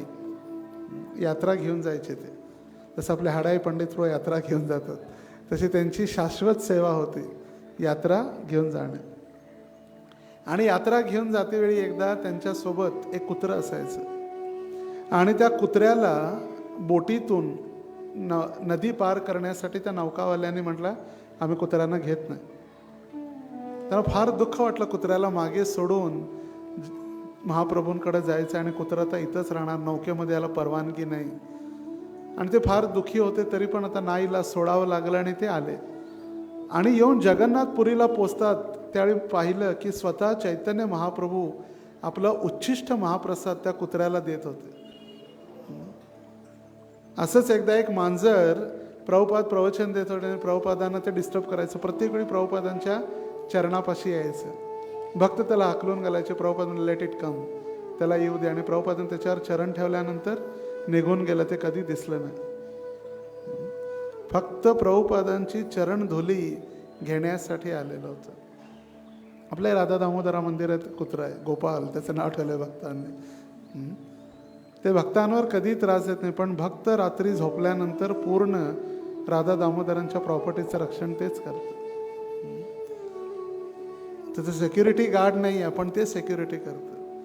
तर आपण शरीराने किंवा कपड्यांनी किंवा शेविंग केलं किंवा तिलक लावला, कपडे भगवे घातले, याच्यावरून आपण भगवंतांची भक्ती किती आहे ती समजू शकत नाही. भजन करून साधन करून मरते जानले है. आपण किती भजन केलं आणि किती साधना केली, जेव्हा मृत्यूची वेळ येते त्यावेळी आपली मनोभावना, मनोवृत्ती काय, त्याच्यावरून आपल्याला लगेच आपण भगवंतांचं स्मरण करतो का, हा मोठा प्रश्न आहे. आणि याच अंतर्गत आपल्यालाही गरुडावर बैसोने माझा कैवारी यावा. विठ्ठलाचं जे वाहन आहे कोण आहेत? गरुड आहेत. आता आपण कथेमध्ये ऐकणार, जेव्हा गजेंद्रने भगवंतांना बोलवलं, स्तुती केली भगवंतांची, तर भगवंत त्या गजेंद्रची आठवण करत होते आणि गरुडाला कळालं की आता गजेंद्रला भेटण्यासाठी भगवंत जाणार आहेत. गरुड लगेच ॲक्शनमध्ये लगेच तयार. आता गरुडाची गती वंदे भारत एक्सप्रेस 500 किलोमीटर किंवा विमानाची गती नाही आहे. गरुडाची गती मनाची गती आहे. मनाच्या गतीनं गरुड धावतंय. जसं आता मी म्हटलं अमेरिका किंवा मुंबई, आपलं मन मुंबईमध्ये पोचलेलं असतं. त्या मनाच्या गतीनं गरुड धावतं. ती गतीसुद्धा भगवंतांना कमी वाटू लागली. गरुडाला भगवंतांनी आपल्या खांद्यावर घेऊन भगवंत आले गजेंद्रला भेटण्यासाठी. म्हणजे किती गती असेल. आपल्याला ऐकल्यानंतर वाटते काहीतरी असंच काहीतरी. असं असतंय का कधी? नाही, असं असतं आणि आहे आणि राहणार. हे भगवंतांची गती, भगवंतांचं प्रेम, भगवंतांची भक्ताप्रती असलेलं प्रेम. अहम भक्त पराधीन, मी भक्तांच्या अधीन आहे. आता विचार करा, जो सूर्य आहे दररोज आपण 24 तासानंतर आपण त्याचं दर्शन करतो. सकाळी आपल्याला तो 24 तास 12 तासानंतर सूर्योदय होणार. पण सूर्याची गती भागवतच्या 5म स्कंदानुसार जर पाहिली, प्रत्येक सेकंदाला 60,000 मैल सूर्याची गती आहे पर सेकंड. किती गती आहे? 60,000 मैल. म्हणजे 1,20,000 ते 1,50,000 किलोमीटर पर सेकंड. इतकी गती आहे सूर्याची ब्रह्मांडामध्ये. आपण विचारसुद्धा करू शकत नाही. जायचं असलं जाऊ शकतो सूर्याची गती बघायला, पण आपण राहणार नाही. कोळसा होणार लगेच. जवळ गेलं तरी कोळसा होऊन बाहेर पडणार. गती आहे, आपल्याला दिसत नाही याचा अर्थ नाही की नाही आहे. ती सूर्याची गती, त्या तीव्र गतीनं सूर्यही फिरत आहे. तर हा गजेंद्र क्षीर समुद्राच्या मध्यभागी एक उत्तुंग आणि सुंदर पर्वत आहे. त्याचं नाव आहे त्रिकूट. त्याची उंची 10 सहस्त्र योजन आणि 80 सहस्त्र योजन मैल आहे. त्या पर्वताच्या दरीमध्ये वरुण देवांद्वारे निर्मित ऋतुमान नामक एक सुंदर उद्यान आहे. तिथे एक सुंदर सरोवर देखील आहे. एकदा हत्तींचा राजा आपल्या हत्तीणींसह त्या सरोवरात विहार करीत होता. त्यांच्यामुळे सरोवरातील प्राण्यांना त्रास होऊ नये, क्षमा करा, त्याच्यामुळे सरोवरातील प्राण्यांना त्रास होऊ लागला. का? कारण हत्ती पहिला स्वतः पाणी पिला, नंतर सगळ्या मुलांना आपल्या राण्यांना पाणी पिण्यासाठी दिला, आणि आता तो मदमस्त होऊन त्याच्यामध्ये जलक्रीडा करू लागला. जसं कधी कधी आपण पाहतो जोक वगैरे, कोणी जाड व्यक्ती स्विमिंग पूलमध्ये उडी मारतो, पाणी बाहेर येते सगळं आणि तो राहतो तिथंच. सगळं पाणी बाहेर आलेलं दाखवतात जोकमध्ये. तसा इतका मोठा बलाढ्य हत्ती आपल्या सर्व हत्तीणींसोबत, मुलांसोबत त्याच्यामध्ये जलक्रीडा करू लागला. त्यामुळे तिथं सगळ्या प्राण्यांना, जलप्राणी जे आहेत, जे पाण्यात राहणारे जीव, मासे, मगर, कासव, या सगळ्यांना त्रास होऊ लागला. त्या सरोवरात राहणारी सर्वात मोठी मगर अत्यंत शक्तिशाली होती. तिने चवताळून हत्तीचा पाय पकडला. त्यांच्यात तुंबळ युद्ध जुंपले. ते द्वंद्व 1,000 वर्ष चालले. 1,000 वर्ष युद्ध हत्ती आणि मगरीमध्ये. आता मगरीची जागा कोणती आहे? पाणी. आणि हत्तीची जागा कोणती आहे? जमीन. आता हत्ती पाण्यात असल्यामुळे त्याची शक्ती हळूहळू कमी होऊ लागली आणि पाण्यात मगरीची शक्ती वाढू लागली. आणि हळूहळू त्या मगरीन त्या पायाला पकडलं होतं, ती खेचू लागली त्याला पाण्यामध्ये खेचत खेचत खेचत खेचत प्राय नरड्यापर्यंत, म्हणतो ना, गळ्यापर्यंत पाणी आता आलेलं होतं. त्यांच्या राण्यांनी, त्यांच्या मुलांनी त्या हत्तीला पाण्यातून बाहेर सरकवण्याचा, बाहेर काढण्याचा भरपूर प्रयत्न केला, पण काही पर्याय झाला नाही. काहीच फरक नाही पडला. आणि त्यावेळी गजेंद्रला कळालं की आता मी असमर्थ आहे, माझी कोणी रक्षा करू शकणार नाही. 1000 वर्षानंतर त्याला आता कळून चुकलं की आता माझं कुणीही रक्षण करू शकणार नाही. इत्थं गजेन्द्रस्य यदापसंकटं प्राणस्य देहे विवशो यदृच्छया अपारयन्नात्मवीक्षणे चिरं दद्याविमां बुद्धिमथाभ्यपद्यत. शुकदेव गोस्वामी म्हणत आहेत, दैव गतीने मगरीच्या कचाट्यात सापडलेल्या त्या गजेंद्राने पाहिले, या कठीण परिस्थितीतून आणि या देहामुळे आपण स्वतःची सुटका करून घेण्यास असमर्थ आहोत. आता हत्ती, गजेंद्र, हत्तींचा राजा, इतकं मोठं शरीर, पाण्यात 1000 वर्ष शक्ती निघून गेली. त्यावेळी स्वतःची सुटका करून घेण्यास मी असमर्थ आहे, आता मृत्यू अटळ आहे, या जाणीवेने तो अत्यंत भयभीत झाला. त्याने गंभीर विचार केला आणि अंती पुढील निर्णय घेतला. जसं भगवंत सुद्धा भगवद्गीतेत सांगतात, 4 प्रकारचे लोक भगवंतांजवळ येतात. 4 प्रकारचे लोक कोणकोणते आहेत? 4 प्रकारचे: आर्त, अर्थार्थी, ज्ञानी आणि जिज्ञासू. चतुर्विधा भजन्ते मां जना सुकृतनो अर्जुन. आर्तो अर्थार्थी जिज्ञासू ज्ञानी च भरतर्षभ. आर्त, अर्थ नाही, आर्तो. आर्त म्हणजे असहनीय, आर्त म्हणजे दुखी झालेला. त्या दुखी परिस्थितीमध्ये आर्त, दुखी झालेला असल्यामुळे. अर्थार्थी, ज्याला पैसे पाहिजेत, म्हणून येतात लोक, भगवंता द्या. सुख संपत्ती घर आवे, कष्ट मिटे तन का. ओम जय जगदीश हरे. दररोज होतात आरत्या. गणपतीची सुद्धा आरती म्हणतात, संकटी पावावे, निर्वाणी रक्षावे. संकष्टी पावावे नाहीये, आपण म्हणताना सुद्धा संकष्टी पावावे, फळीवर वंदन नाहीये. संकटी, जेव्हा मला संकट येईल त्यावेळी तुम्ही मला दर्शन द्या. तसंच आर्त, आता त्याला कळालं की माझं कुणीही रक्षण करू शकणार नाही, त्या हीन भावनेनं. अर्थार्थी म्हणजे पैशासाठी.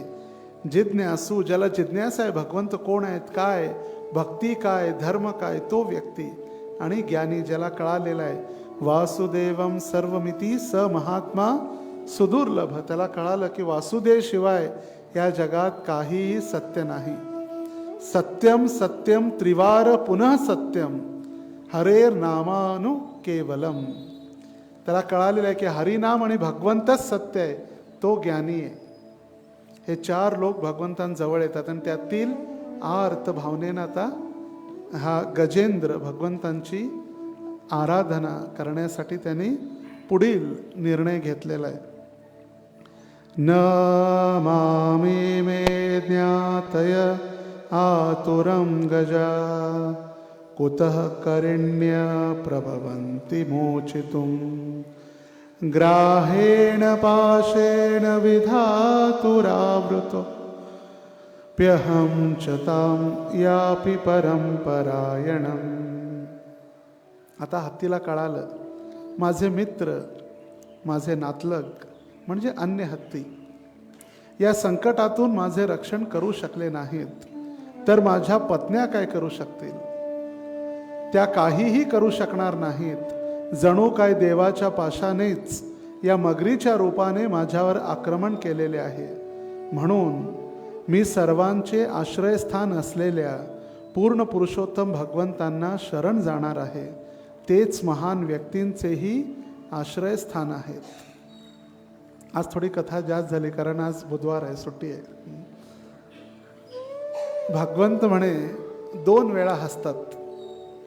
ज्यावेळी भाऊ भाऊ, सक्का भाऊ पक्का वैरी भांडण करतात जागेसाठी. ही माझी जागा, हा बांध मध्ये, ही तुझी जागा. भगवंत विचार करतात किती राजे आले, किती मोठमोठे एक छत्र सम्राट आले, पूर्ण पृथ्वी ज्यांच्याजवळ होती ते आता राहिले नाही. ते 1 गुंठा आणि अर्धा गुंठा 500 स्क्वेअर फूटसाठी इथं भांडणं चालू आहेत. आणि दुसऱ्यांदा भगवंत हसतात ज्यावेळी आपण कधी आजारी पडल्यानंतर डॉक्टर म्हणतात काही काळजी करू नका, मी आहे. आणि जेव्हा डॉक्टराच्या देखील हातात काही राहत नाही तेव्हा डॉक्टर म्हणतो अभी सब कुछ ऊपर वाले के हाथ में. जर डॉक्टर सगळं करू शकत असला असता तर डॉक्टराच्या घरातून कधीही अंत्ययात्रा बाहेर पडली नसती. बरोबर. जर डॉक्टरच आम्हाला वाचवला असता तर डॉक्टरांच्या घरातील त्यांचे माता पिता किंवा त्यांच्या कुटुंबातील सदस्य बोंदलगड्ड्याला कधी गेले नसते. तेव्हा भगवंत असतात. तर आता गजेंद्रला कळाले की माझी मुलं, माझे नातेवाईक, माझी पत्नी कुणीही माझं रक्षण करणार नाहीत. नातलगांनी, सर्व कुटुंबीय सदस्यांनी रक्षण करू शकले नाही तर माझी पत्नी काय रक्षण करणार आहे.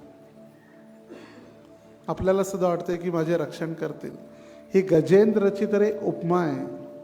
हे आपल्याला शिकवण्यासाठी हे शुकदेव गोस्वामी सांगत आहेत. आपल्याला वाटतं माझा मुलगा माझं रक्षण करेल. पूत त्रायते इति पुत्रः. पूत नामक नरकापासून जो रक्षण करतो तोच पुत्र आहे. नाही तर प्रभुपाद लिहितात पुत्र आणि मूत्र एकाच ठिकाणाहून बाहेर पडतात. मग तो पुत्र मूत्रा समान आहे.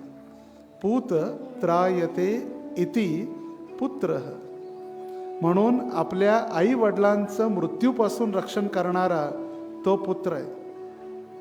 तर शास्त्र वर्णन करतं ज्यांना आपल्यावर आश्रित असलेल्या लोकांना जन्म मृत्यूच्या चक्रापासून मुक्त करण्याचा शक्ती नाही आहे, त्यांना गुरु बनण्याचा, माता बनण्याचा, पिता बनण्याचा, स्वजन बनण्याचा अधिकार नाही.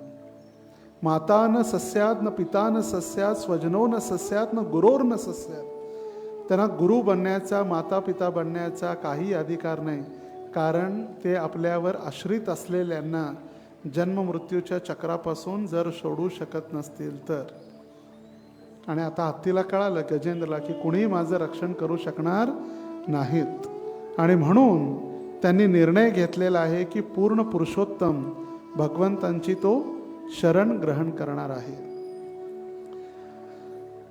आणि पुढं गजेंद्र आता भगवंतांची प्रार्थना करण्यासाठी तयार झालेला आहे.